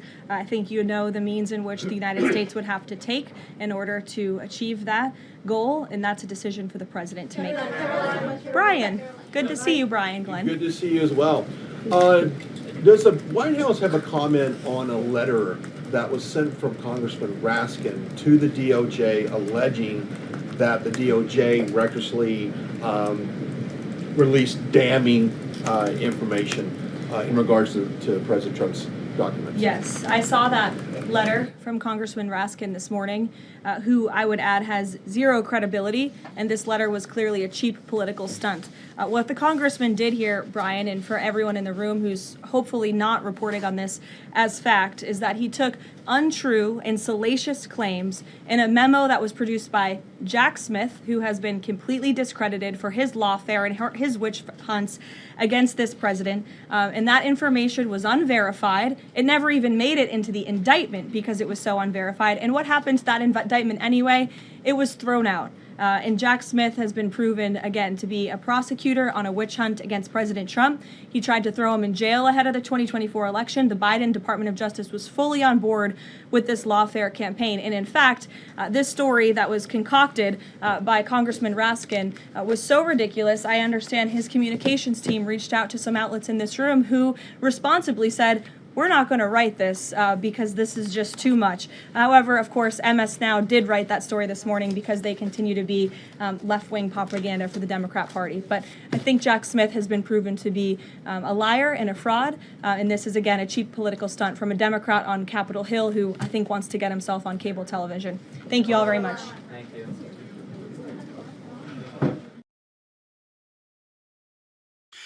That's it, folks. These things are getting shorter and shorter. I mean, I'm looking 30 minutes, maybe 30 minutes, and she cut that. Wow. I guess she's had it with these people. I guess we all have had it with these people. I guess you should have it with these people. It's horrible. It is absolutely horrible what we're seeing. I'm looking at the news, and they're like, that's it, huh? That's it. Look how they're filing out. They even know. They even know, like, this is where we are in the media at this point. They've got nothing to say, so they're just making stuff up. You're seeing it for yourself. You can see these people. There's just nothing about them. There's no energy. It's my miserable life of trying to hate Trump. That's it. Wow. No smiles, no enthusiasm. I just hate Trump, and I hate America. And I hate you, MAGAs. Unreal. Unreal. That's one of the reasons why I think this country is in really big trouble. SV and I were talking back and forth through chat this morning. And, we've said it before, the divide, I don't see how it's ever coming back together as a country. We're going to be living separate lives. I don't care who's president. They will try to impugn on our lives. They'll try to just strike back. But when you got a press secretary who comes out and I got nothing to say to you, lying, savage beasts, dragons out here. You're liars. When I look on X and I can see some comments or popping people just calling people names, I'm like, Nancy Mace now, I don't get it. It makes it tough. I'm tired, boss. I'm seriously tired. Before we go, I do. Let me check with SB. You got anything different? Because these people just suck. We could do that. I mean, literally, You know, we all could just go and go, hey, Karoline, I've got a question, ma'am, because they got nothing. the prostitutes that they have extreme TDS. There's no cure. Well, there is one cure, but just kidding. It's awful. It's so awful, and I just feel like it's getting worse by the day because the reason it's getting worse is because they know he's winning. That's the thing I want to impart on people. They wouldn't be so absolutely miserable if they knew what they were doing is working. And, you know, the whole thing with Raskin pulling something that wasn't verified and then letting them run with it as news is like, I can't even react to it. You're just making stuff up. But people fall for that. Even for me, I'm looking at the news, and before I'm posting, it's this digital warfare. I mean, yes, I'm seeing sources, rooters at CNN. I'm like, you know what? I'm gonna let it cook, like you said. Give it some time. You know what I mean? So absolutely. I mean, be careful. At this point, unless it's coming from him or her, I don't want to hear that he said or this is what happened. And now that I know that CNN has put out there a video with Van Hollen saying they believe Iran more than they believe the press, that you can't believe anything they're saying at this point unless you actually see the document yourself or hear it come out of somebody's mouths. But it's that bad. So what I do have for you, thanks, SV. What I do have for you before we leave today is a press conference this morning with Mike Johnson, Lisa McClain, and some people in the Republican Congress, and as they're asking or listening to questions, look at the frustration on their face, especially Lisa McClain. Listen to this. Can you get it any lower? My feelings are hurt very bad right now. Very bad. Good morning, everyone. I'm going to say this again as clearly as possible. This shutdown is a choice made by Democrats. It's a conscious decision by Democrats to put violent, illegal criminals ahead of American people. That's their choice. Let's talk about what was happening before this shutdown. Law enforcement officers were doing their sworn duty, arresting and deporting dangerous individuals who should have never been in the country to begin with. We're talking about child molesters, rapists, and murderers. People who threaten the lives every day of Americans. People who threaten our families. People who threaten the safety of our children. These are the convictions of the violent, illegal criminals who were arrested in just my home state. Now, in Chicago, my heart breaks for the Sheridan Gorman family. She was just 18 years old and had her whole life ahead of her. Sadly, her parents will never see her graduate and walk across the stage. That's a shame. And it could have been and should have been prevented. Why? All because Democrats flooded our country with violent, illegal criminals like the Venezuelan who murdered Sheridan. He was released into our country by the Biden administration, arrested for shoplifting, then released again, because once wasn't enough, you got to release him, let him go back, commit another crime, and then release him again. Maybe the third time's a charm. Then released again by the Biden administration. Just think of that. Think of that. Think if that was your child. Just think about that for a minute. As a mother, it absolutely infuriates me because Democrats are refusing to put my children, our children, American children, over these violent, illegal criminals. That's not hypothesis. That is fact. And if you don't believe it, why don't you talk to Sheridan's parents? I just get irritated, and I can't believe this is going on in America. Democrats are back to their old chant, defund the police. I mean, that is who they are. Make them own that. Here's the thing, though. It's time. not just a slogan. This is a shutdown of our homeland security. And the consequences are real. Just look at the numerous terrorist attacks that have happened on American soil in just the last few weeks. Attacks by violent terrorists on our homeland that have taken the lives of innocent Americans. Of course, while all of this is happening, Republicans have actually done the responsible thing. See, we stand with law enforcement. We stand with the victims. We don't stand with the criminals. We actually stand with the family of Sheridan. We don't stand with the violent criminals. The Democrats do, but we don't. And please remind them of that. Because Hakeem Jeffrey couldn't even denounce this. I mean, that is sick. That is sad, right? Listen, while all of this is going on, Republicans have to do the responsible thing, and we are going to continue to do the responsible thing. We have voted again and again to fund our homeland security to protect Americans.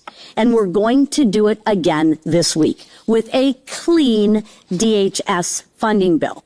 And like last week, and the week before, I expect that nearly every single Democrat will vote to defund law enforcement again. Every single one of them will vote to expose the American people to threats of terrorism. They will be voting to make communities less safe, and they will risk the lives of the American people to make sure that we protect the violent criminals, right? Those are your Democrats. Those are the Democrats that you all support. It sickens me. I'm here to protect Americans, and I'm here to protect law-abiding citizens. And that's what we're going to vote again. We're going to stop playing politics. We're going to put the American people first again. And I will close by saying this. Thank you, President Trump, for doing what the Democrats refuse to do. And thank you for always putting Americans first. Thank you for using every single resource at your disposal to keep Americans safe. And to the Democrats, it's really simple. Fund the Homeland Security and represent the people that elected you. Supposedly they should be Americans, but represent the American people. Fund our law enforcement and get on board with deporting violent, illegal criminals that threaten the safety of every single American. This isn't hard. This is common sense. Thank you. Jay? You're going to want to put it up. Lisa, why is this podium so short? Just put it up as quick. Folks, we are here today because of a terrible tragedy last week. Last Thursday morning, 18-year-old Sheridan Gorman was walking in a park with her friends when she was tragically shot and killed by a man who was in this country illegally. And here are the facts. He had been arrested and released twice, most recently for the crime of shoplifting. He was released despite the request of the U.S. government that he be detained and deported. And he was released as a result of sanctuary city policies and, unfortunately, sanctuary state policies like those in my home state of California. Now, regardless of what party we belong to, we should all be able to agree that this situation was completely unacceptable. I think most of us have children, grandchildren, friends that were about that age. I do myself, and I can't imagine the heartache that Sheridan's parents are going through this morning. This incident was 100% preventable. It should not have occurred. And the American people expect us to put a stop to the policies that allowed this situation to occur, because those policies still persist today. It's not a partisan issue. It shouldn't be a partisan issue. This should never happen again.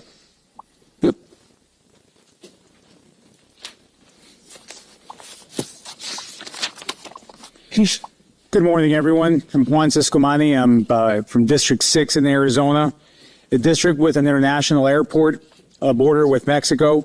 Many Border Patrol and CBP agents, ICE, HSI, and other Homeland Security personnel living in my district.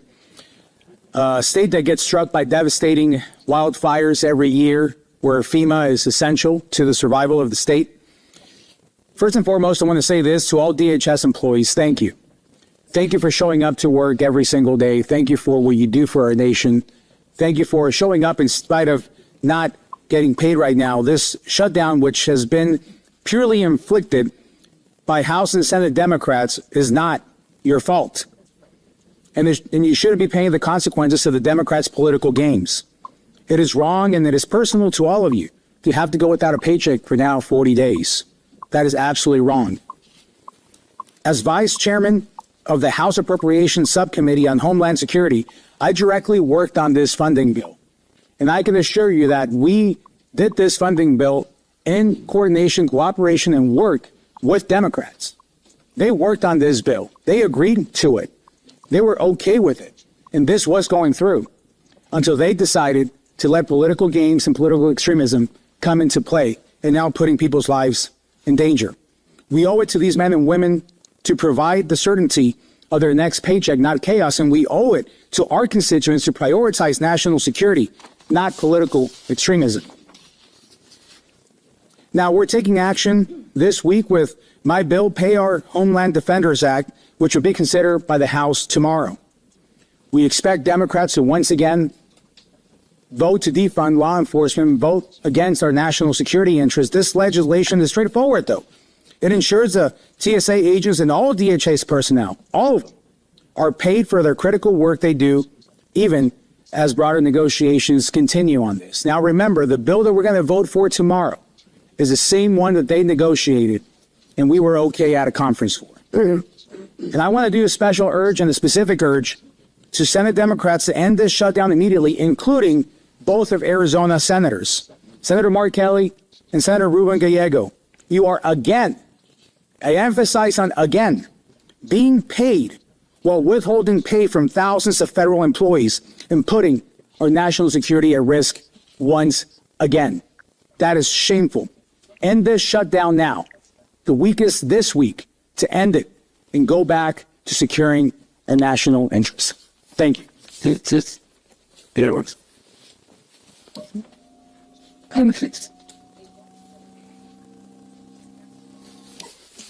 The voice actually think that's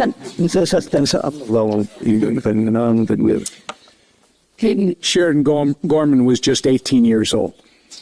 She had her whole life ahead of her, as Lisa said. A freshman in college, looking for the northern lights with her friends, only to be shot in the head by an illegal alien who was caught and released by the Biden administration, and who had also been arrested in Chicago and released because of Democrat sanctuary policies, because of another incompetent governor and incompetent leader. Sheridan was not at the wrong place at the wrong time. She was exactly where she should have been, making memories with her friends in her first year of college. The only person in the wrong place was her killer, who should have never been allowed into America to begin with, let alone allowed to remain in the country after committing crimes. If Democrats had their way, this would be the story of every city in America. The illegal alien who killed Sheridan Gorman is exactly who Democrats are fighting to protect with their needless shutdown of the Department of Homeland Security. Their absurd list of demands paints a clear picture. Open borders, limited deportations, and violent illegal aliens roaming free. Democrats want to return America to the days of the Biden border crisis. But that's not going to happen. We're not going to go back. This week, the House is going to vote once again to fund all of DHS. We will vote to end this shutdown, pay the frontline heroes of Border Patrol, TSA, and the Coast Guard, and put the security of our nation first. But Democrats will continue to obstruct. Why? Because they'd rather protect violent illegal aliens over the American people. With that, I turn it over to our leader, Steve Scalise. Well, thank you, Whip. And it's a sad moment that we're up here still talking about the fact that the Democrats continue to shut down the Department of Homeland Security. We've given them multiple opportunities to do the right thing. When you see lines at every airport, people waiting hours and hours. At my airport, home airport in New Orleans, Louis Armstrong International, you've got people sleeping overnight the night before flights so that they can have a chance of making their flight. And for what? Because Democrats want to have yet another tantrum and create chaos in this country because they're angry with the results of the 2024 election. It's time for Democrats to grow up and act like adults. Tomorrow will mark the 8th time that we will have a vote in Congress to fund the Department of Homeland Security. 8 times Democrats will have an opportunity to do the right thing. And you can go look at the votes. Watch the vote tomorrow. Watch the rhetoric from Democrats. Democrats who say, oh, we want to fund TSA, except they all keep voting against the funding for TSA. And if you think this is the first time they've done it, they had a shutdown, a record shutdown, just a few months earlier. And think about this statistic. For those workers, TSA workers, that many of them live in paycheck to paycheck, they have gone 49% of this fiscal year without a paycheck. A TSA worker here in America has spent the last fiscal year, 49% of that time, they've gone without pay. It's disgraceful what Democrats keep doing. Two hard-working families. These are people that have to put food on the table. These are people that have a mortgage to meet, that have to pay rent, that have to pay a car note. Maybe they've got a kid in school. And Democrats really don't care about the 100,000 plus workers at the Department of Homeland Security, whether it be at TSA or whether it be at FEMA or the Coast Guard. Now, they've done this over and over again. For what? Because they want open borders. They want to defund the police. They've done it over and over again. They made it crystal clear. And you would think we've got the safest times in American history. We've had 4 terrorist attacks on our home soil just in the last month. New York, Michigan, Virginia, and Texas have had terrorist attacks in March, while Democrats are voting to shut down the Department of Homeland Security. And of course, it's been brought up, Sheridan Gorman, beautiful young girl with her future before her, murdered by an illegal who was let in during the Joe Biden open border. And Hakeem Jeffries, the Democrat leader, can't even say he would have wanted him deported after he committed more crimes after he came here illegally before he murdered her. This is how far the Democrat Party has gone off the rails. They are a party that has lost their way, and millions of people are suffering. It's not just the 100,000 workers at the Department of Homeland Security that are working without pay. It's the millions of Americans who are having flights canceled, who are showing up at an airport and waiting in a parking garage in a line that's going to be over 3 hours long. And by the time they finally get through security, they find out that they missed their flight, and it disrupts their whole week. Democrats don't care about people. You're seeing it play out, and we're going to have an opportunity tomorrow for them to do the right thing. I hope they do the right thing. It's time Democrats end the madness of keeping the Department of Homeland Security shut down at this critical time. It's time they do the right thing. We'll give them that opportunity again tomorrow, and we'll see. There will be a vote that all America can look at, and it'll be the 8th time, not the first time, the 8th time Democrats will have a chance to do the right thing and fund this department. If you in America are waiting in a line for 3-4 hours or missed a flight and you want to know who's responsible, look at the vote on the House floor tomorrow. You will see a yes column and a no column. Who voted yes to fund this department and open TSA up and fund these people that have to go to work and put food on the table for their families? And who's going to vote no to deny that ability and make people keep missing flights? Watch that vote tomorrow. Now, our Speaker of the House, Mike Johnson. Thank you, Mr. Leader. Good morning. Before Mike speaks, I just wanted to tell you something. There was a reason, well, there's definitely a reason why I wanted to show this to you. Because just like I feel, I see the sentiment in some of the comments that these people just need to get off their ass and do something. And so when they're done, when he's done and he's done with taking questions from the illiterate media, I'm going to tell you what I see getting ready to happen and why I feel so tired, because it's time this movie ends. Roll the credits, turn on the lights in the theater. The popcorn's finished. It's over. And I'm going to explain to you why I think it's over. Everybody, it is a sad morning. We've talked a lot about how the upcoming midterm election is really, it's not a contract with America election that's coming up. It's a contrast for America. That's a good way to summarize it. And it's a contrast, huh? Y'all watching my stuff, aren't you? Seriously. Between common sense and crazy. The Democrats this is not your grandfather's Democrat Party. They have crazy policies, and now they have deadly, very tragic consequences. And you've heard this common theme this morning. We're talking about the latest victim. Sheridan Gorman was a beautiful 18-year-old freshman, as has been noted, at Loyola University, enjoying time with her friends out on the pier, looking at the Northern Lights, and now her family is mourning her tragic and totally unnecessary loss. It was a life tragically cut short. The masked assailant approached Sheridan while she was walking with her friends, and she ran away, and as you know, shot her from the back, in the back. The monster who did this, Jose Medina, was an illegal alien with a criminal record. Why is that so relevant to us? Because it's Democrat policies that made this tragedy possible. He had no legal right to be in this country. And we know that Medina entered the United States illegally on May 9th, 2023. That's under the Biden administration with their wide open borders policy.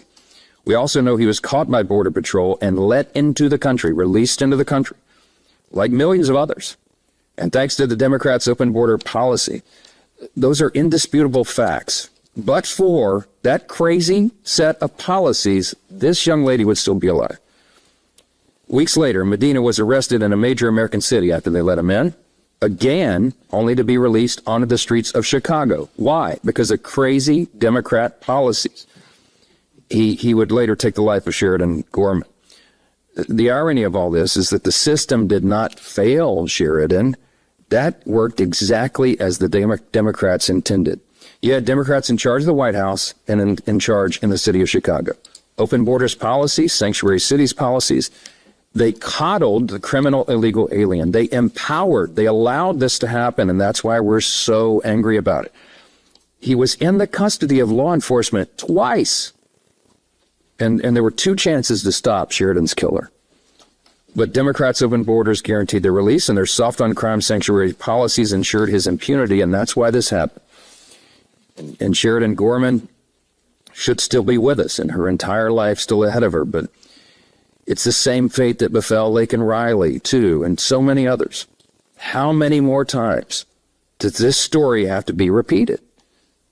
Everybody needs to be asking that question. Unfortunately, the Democrats' agenda was going to continue to come at the expense of American citizens, innocent American people, as long as the Democrats insist on shielding dangerous criminals from our laws, and that's exactly what we're seeing.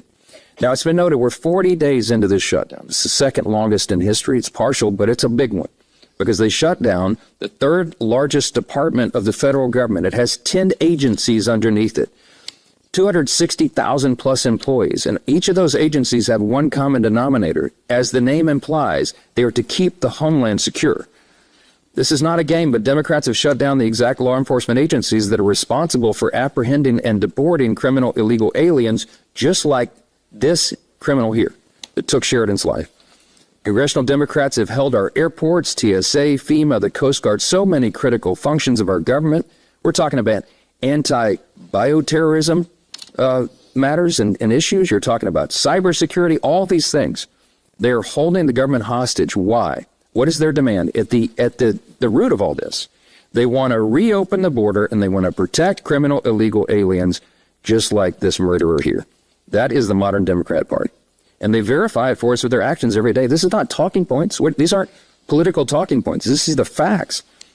At the State of the Union, you remember, everybody knows, the president said, he asked a very simple question: stand and applaud if you think the first job of the federal government is to protect American citizens over illegal aliens. Every single Democrat in the chamber sat on their hands.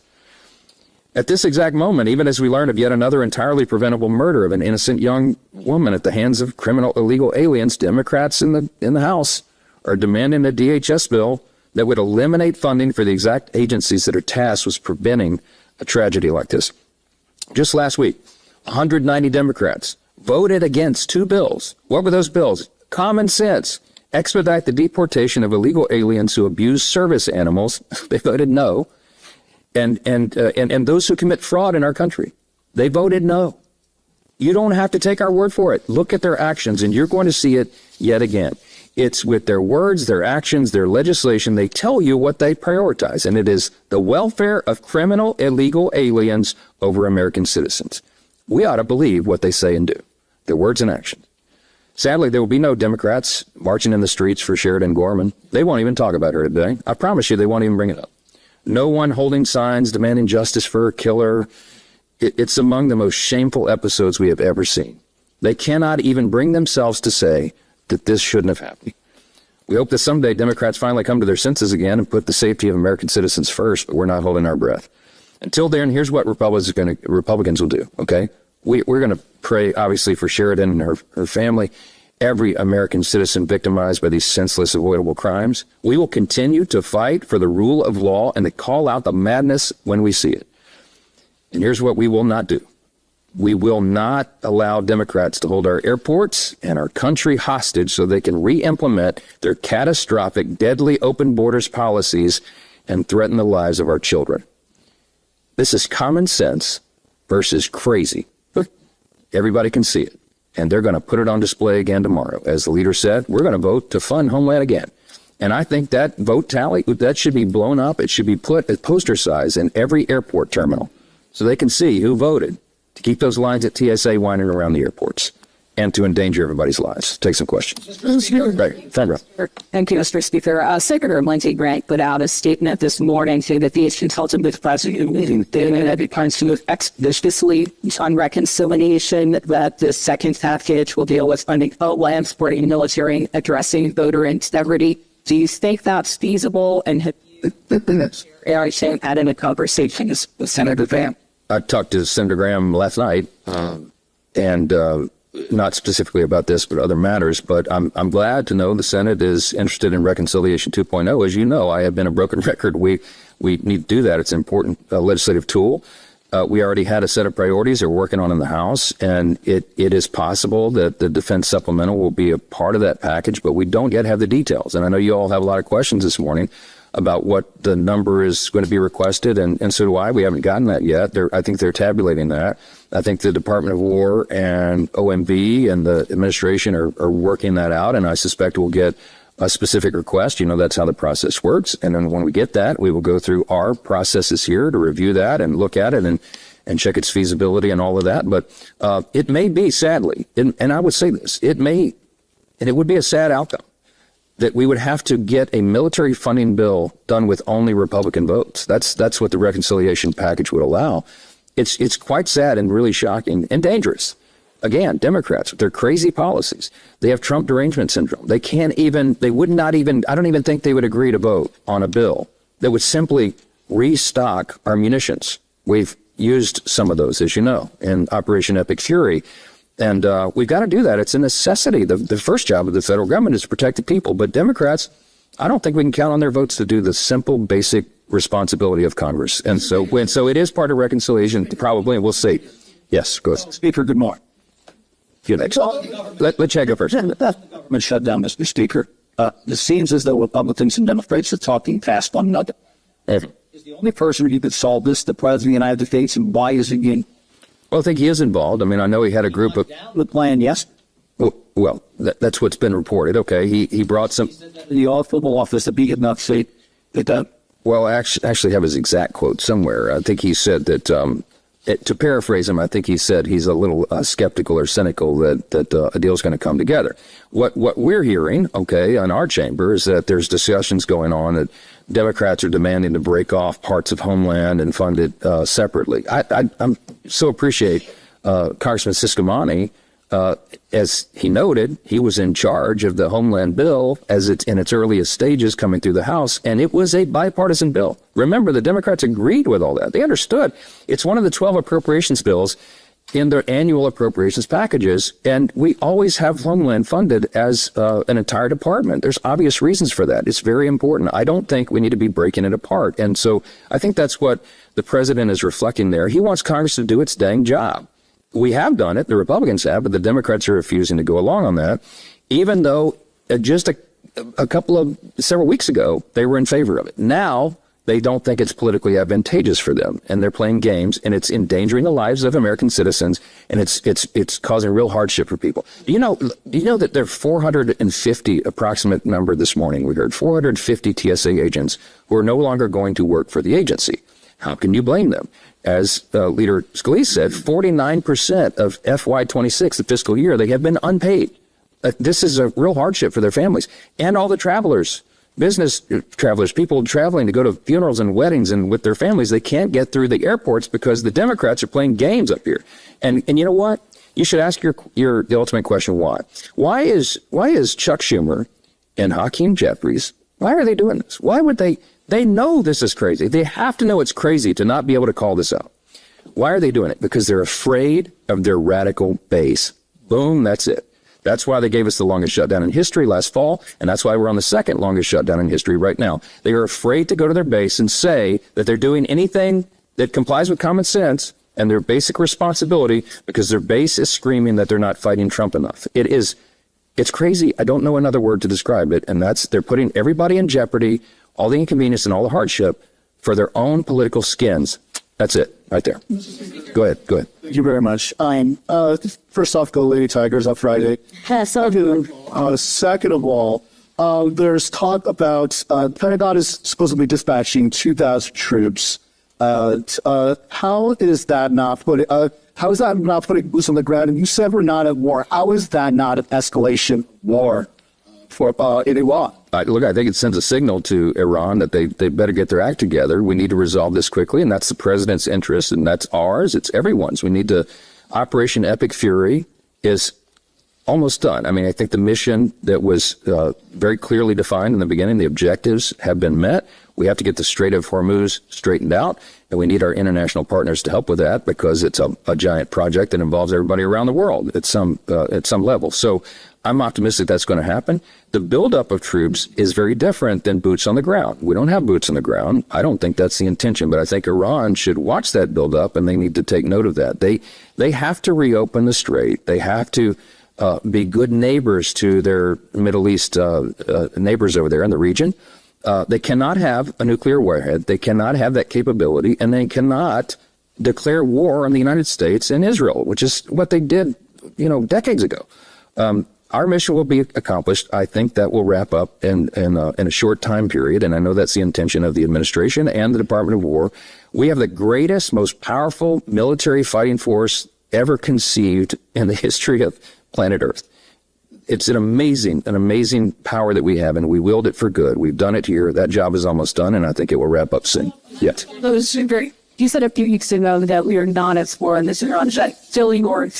I think we're wrapping up Operation Epic Fury. That's what I think. And I think it will be done in short order, and that'll be right on schedule. Yes. Thank you. President Trump has railed against mail invaders, and he has raids. He said it's a form of cheating as recently as Monday. But he's also called on Congress to do away with certain types of mail-in voting in certain circumstances.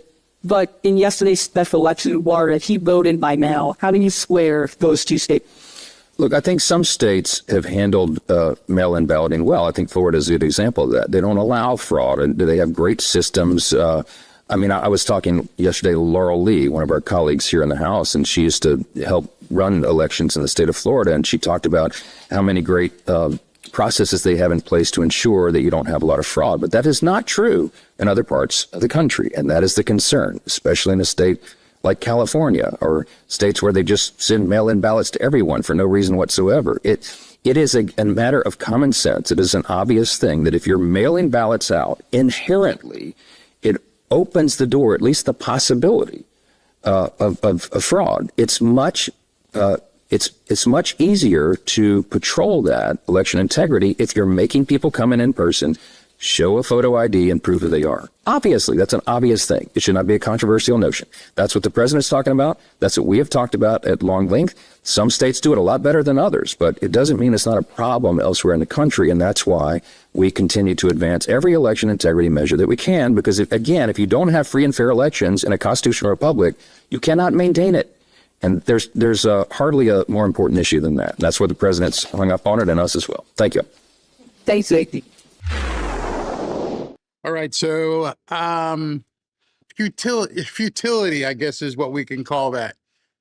Absolute futility. And what you're seeing happen is they're trying to tell you it's their fault, and the other guys are saying it's their fault. Nothing is going to change.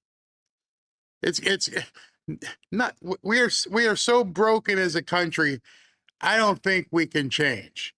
So I really feel, I haven't said it much, I've kind of intimated it and kind of spoke about it, that I think the only thing that can fix this, and some people may not like it, I think the only thing that can fix this is that President Trump basically falls on the sword for the country.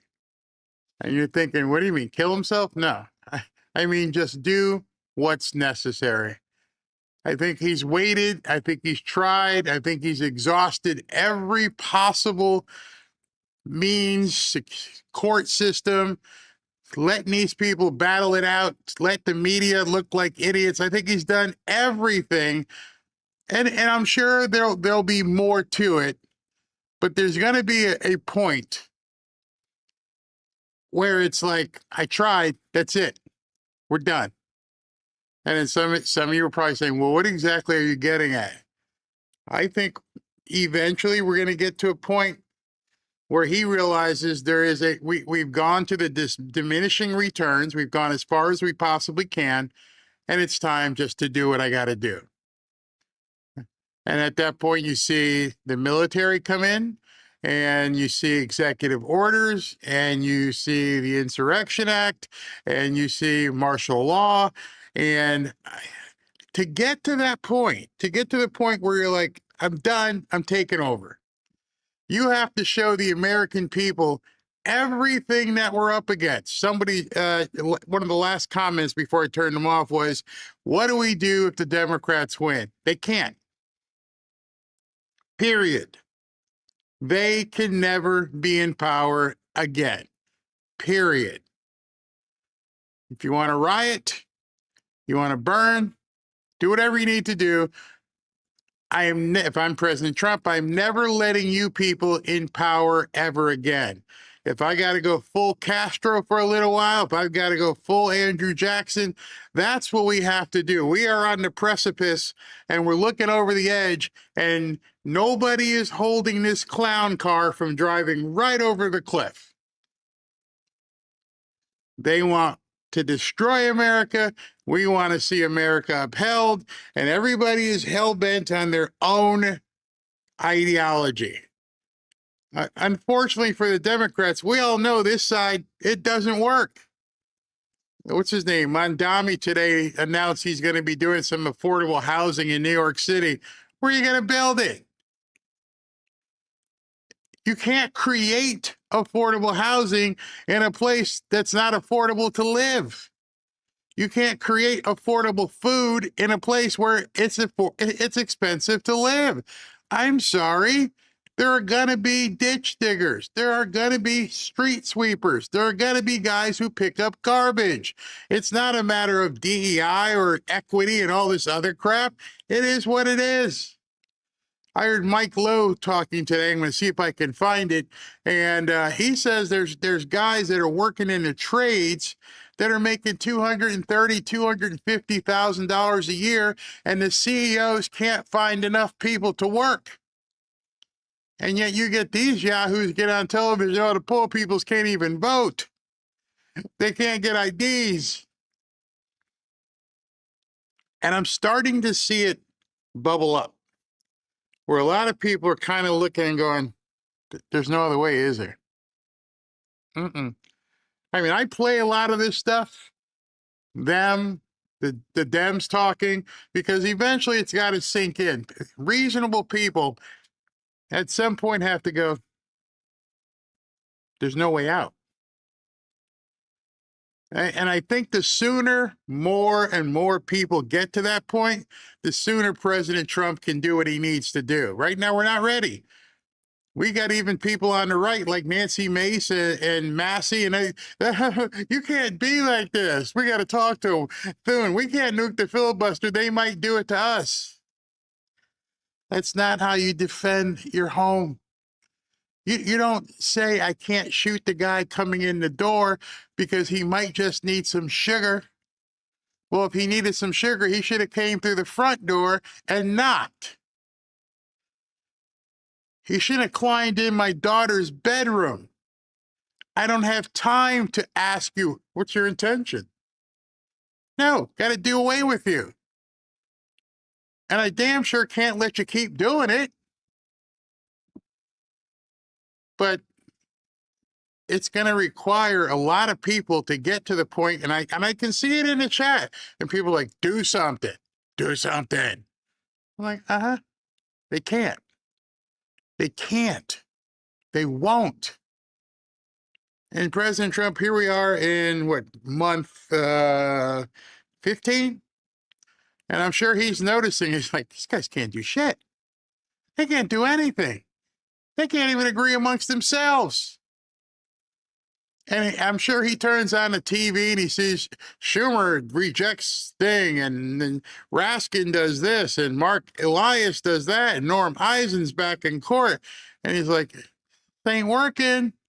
You're pushing me to the point. And that point that I'm talking about is where I think many Americans need to get to. The realization it's not working anymore. It's not going to work. You can't worry about what the Democrats are going to do if they get back in charge. What you need to worry about is, when's it coming, Mr. Trump? When are you dropping the hammer? I'm all in with you. We understand at this point, you're not going to arrest anybody. These judges ain't letting anybody go to jail. And if they do, it's 30 days and they're back out, and they're going to keep doing it. There's only one way for this country to be fixed, and not enough people are ready for that answer. Not enough people are ready for what needs to be done.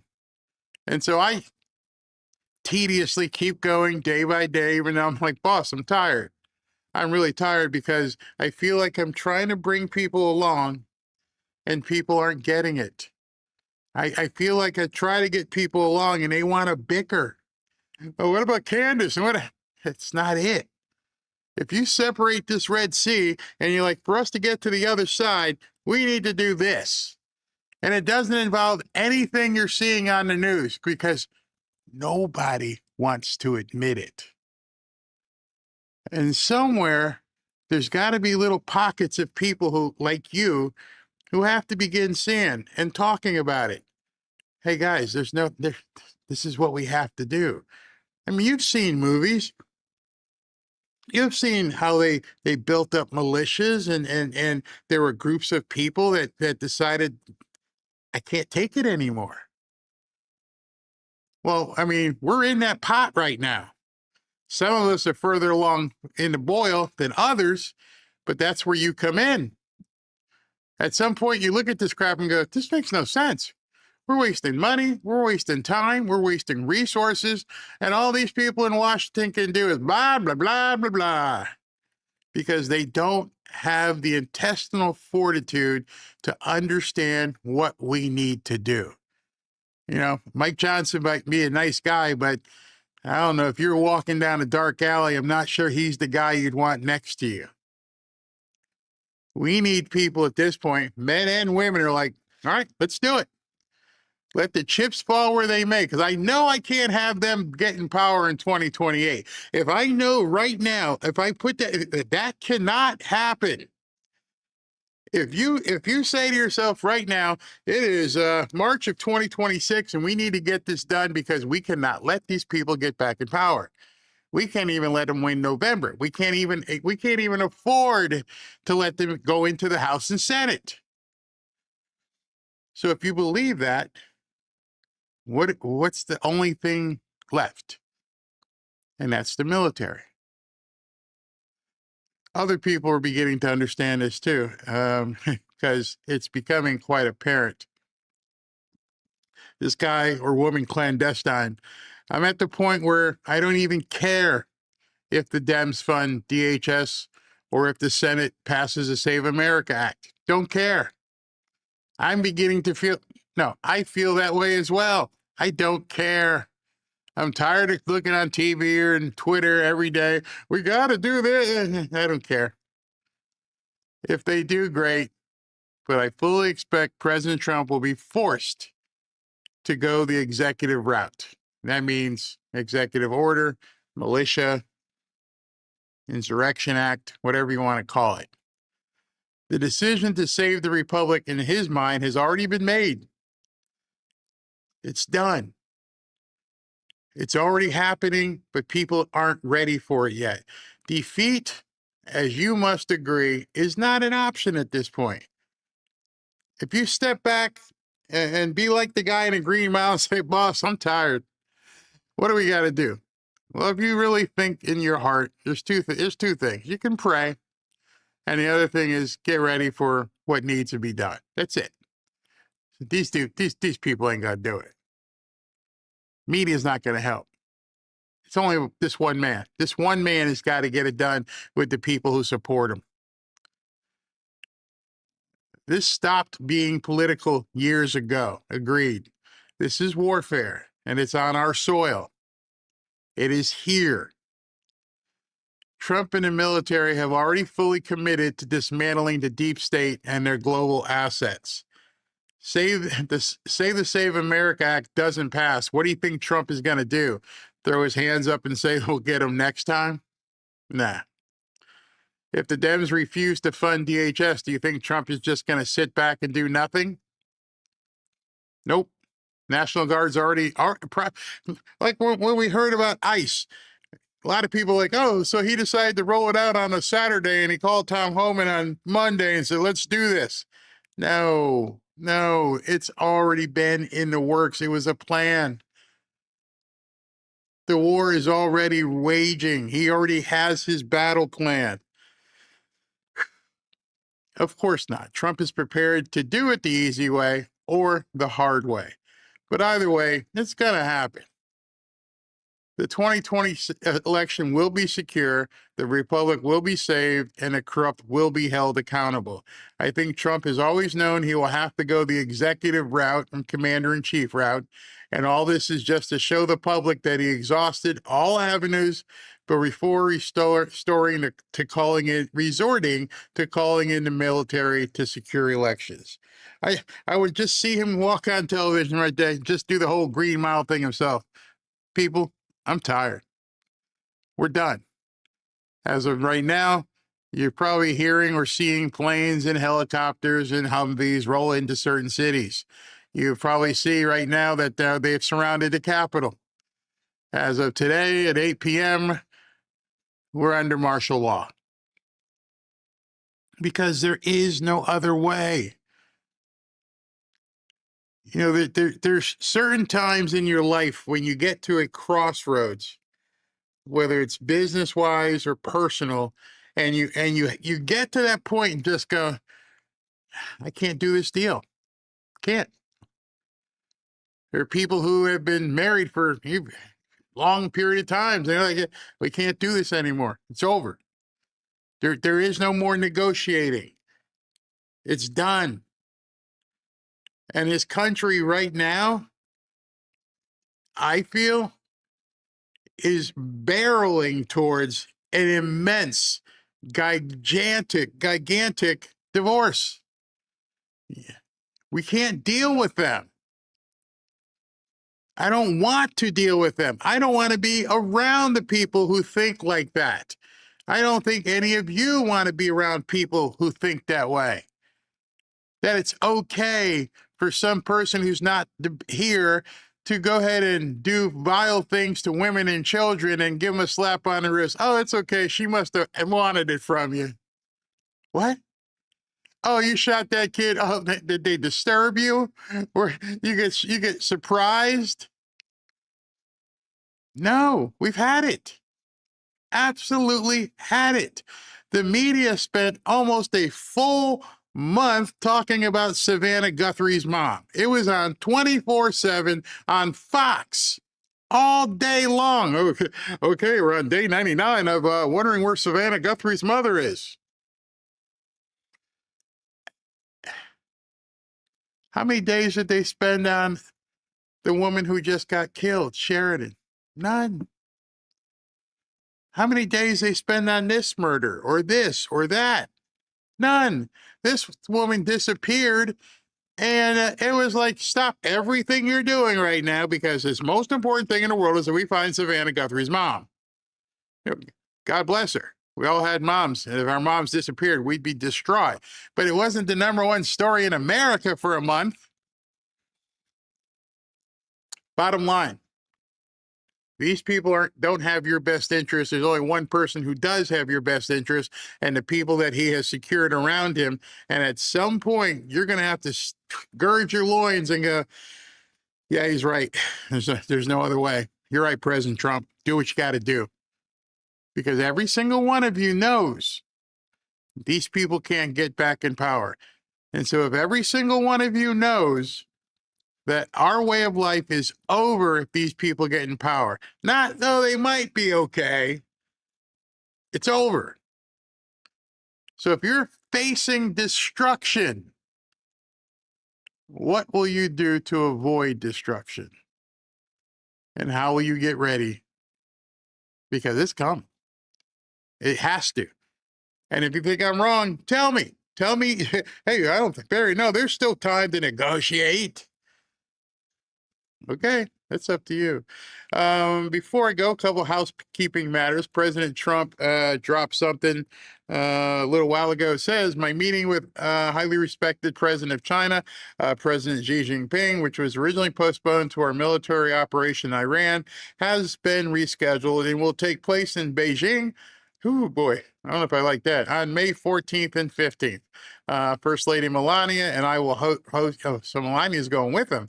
When he gets back, Melania and I will also host President Xi and Madam Peng for a reciprocal visit in Washington at a later date this year. Our representatives are finalizing preparations for these historic visits. I look very much forward to spending time with President Xi in what will be, I'm sure, a monumental event. Thank you for your attention to this matter, President Donald J. Trump. You know, I have an idea what's going to happen behind closed doors at that meeting. I think they'll talk about Iran, because by then things should be wrapped up. I think they'll talk about Ukraine. I think they'll talk about some world things. And then I think he'll talk about what he's going to do in America. And I think he's going to tell Xi Jinping, yeah, got to do it, bro. Got to do it. These people are nuts. They're crazy. You want them? You can have them. Let me check with SV before I leave for the day. SV, what you got? Anything?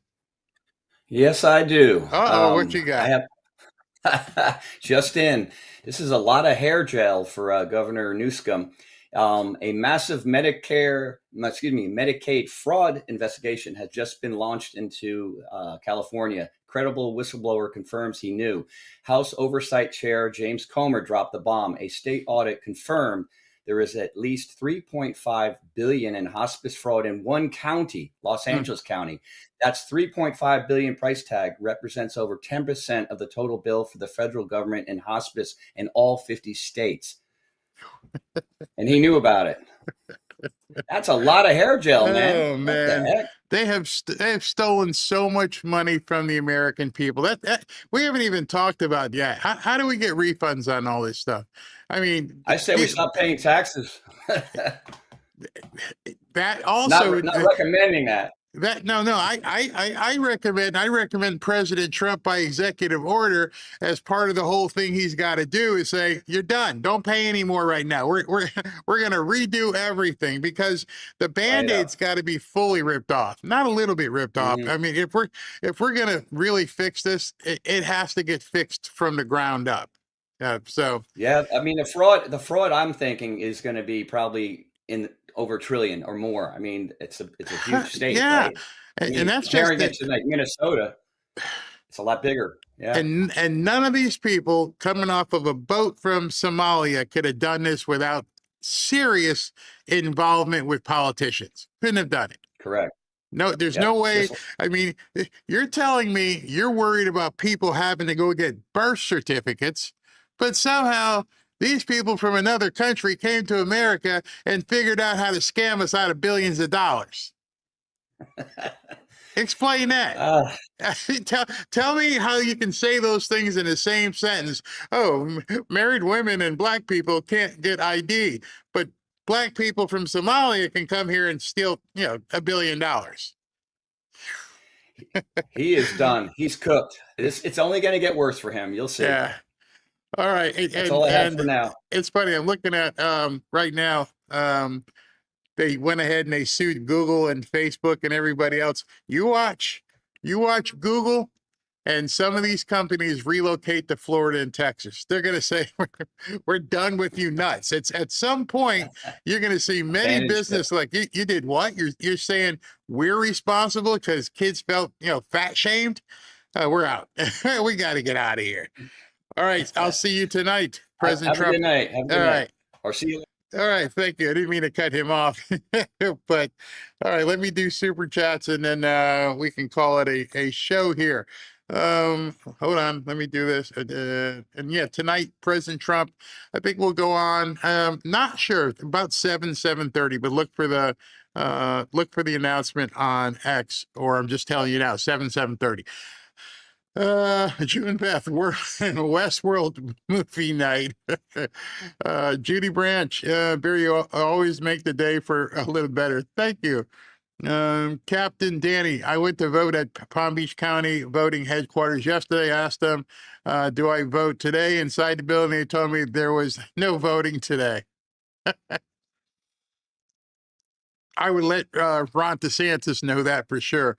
Cutting edge. I recall that Hollywood and even Disney hires lookalikes for their theme parks. I'd say those airports did the same thing. Easy money. Yeah. Dave Rattan from Canada. I understand you being tired, but there are a lot of us to love you and your show. I'm out here in Western Canada shoveling 6 inches of new snow we got late last night. Thank you very much, Dave. Suzanne Brooks, I feel like you, Barry. When I listen to your daily and nightly, I feel great about life in the USA. I listen so much I live in California, the most messed up state. Please keep doing. Yeah, I'm here. Macon, Bacon Ship. I've been away the past few days helping my daughter purchase her first starter house. Oh, wow. Close to LSU on the south end down Highland Road. If you know, you know. 3/4 acre with 3 bedrooms, 1 bath for $170. I couldn't get my money out fast enough. Oh, wow. Wow. Congratulations. Macon, thanks for your encouragement. Thank you for your encouragement. Starfleet, Barry, I received your newsletter by email today. Oh yeah. So I tested it. Some people got it, some people didn't. I only did a small sampling of people to get it out there, but thank you. I'm going to try and find a balance of what's too much, what's not enough. I'm going to try to, make sure people get notification of videos. Macon, my 14-year-old granddaughter is starting a college prep this summer at LSU. Will it be in AI learning? She might want to. Lisa, thank you.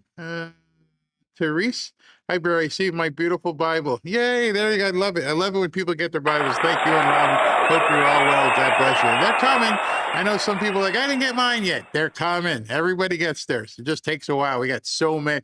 I think at one point we were probably 4 figures deep, and then we're just fighting through it. Hey, John, Lindy Lee said reps are going to lose bad in midterm. Somebody paying her, Devori Darkins. No, they're all saying it. because they still assume that this is the same kind of thing, not understanding you got a different president. And they can't even imagine what he's got planned. By the way, if we lose, because he didn't do what he needs to do, but I think he's going to do it.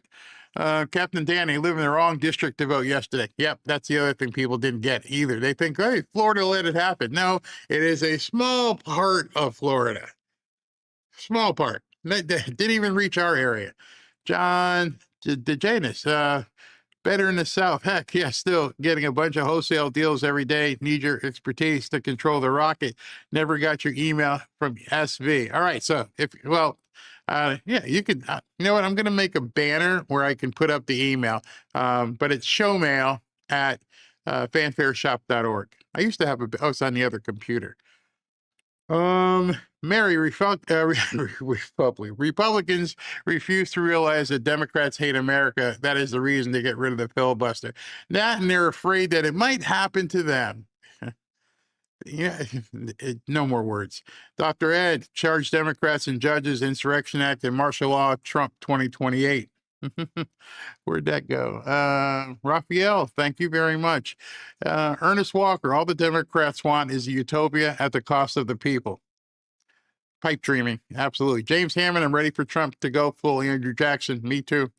And it won't be nice. You may not have some of the comforts you have at home. You may lose power. You may lose television and internet. It's not going to be easy, but it's what we have to do. James, that's what you just said. Beverly, every aspect of our nation is being undermined. Once again, get rid of those complicit. Same with Soros minions. Chiosop, if you don't vote or you vote Democrat, the country is over. Stop listening to the black pillars. I hope the 7,000 they got is worth it for them. You know what's funny?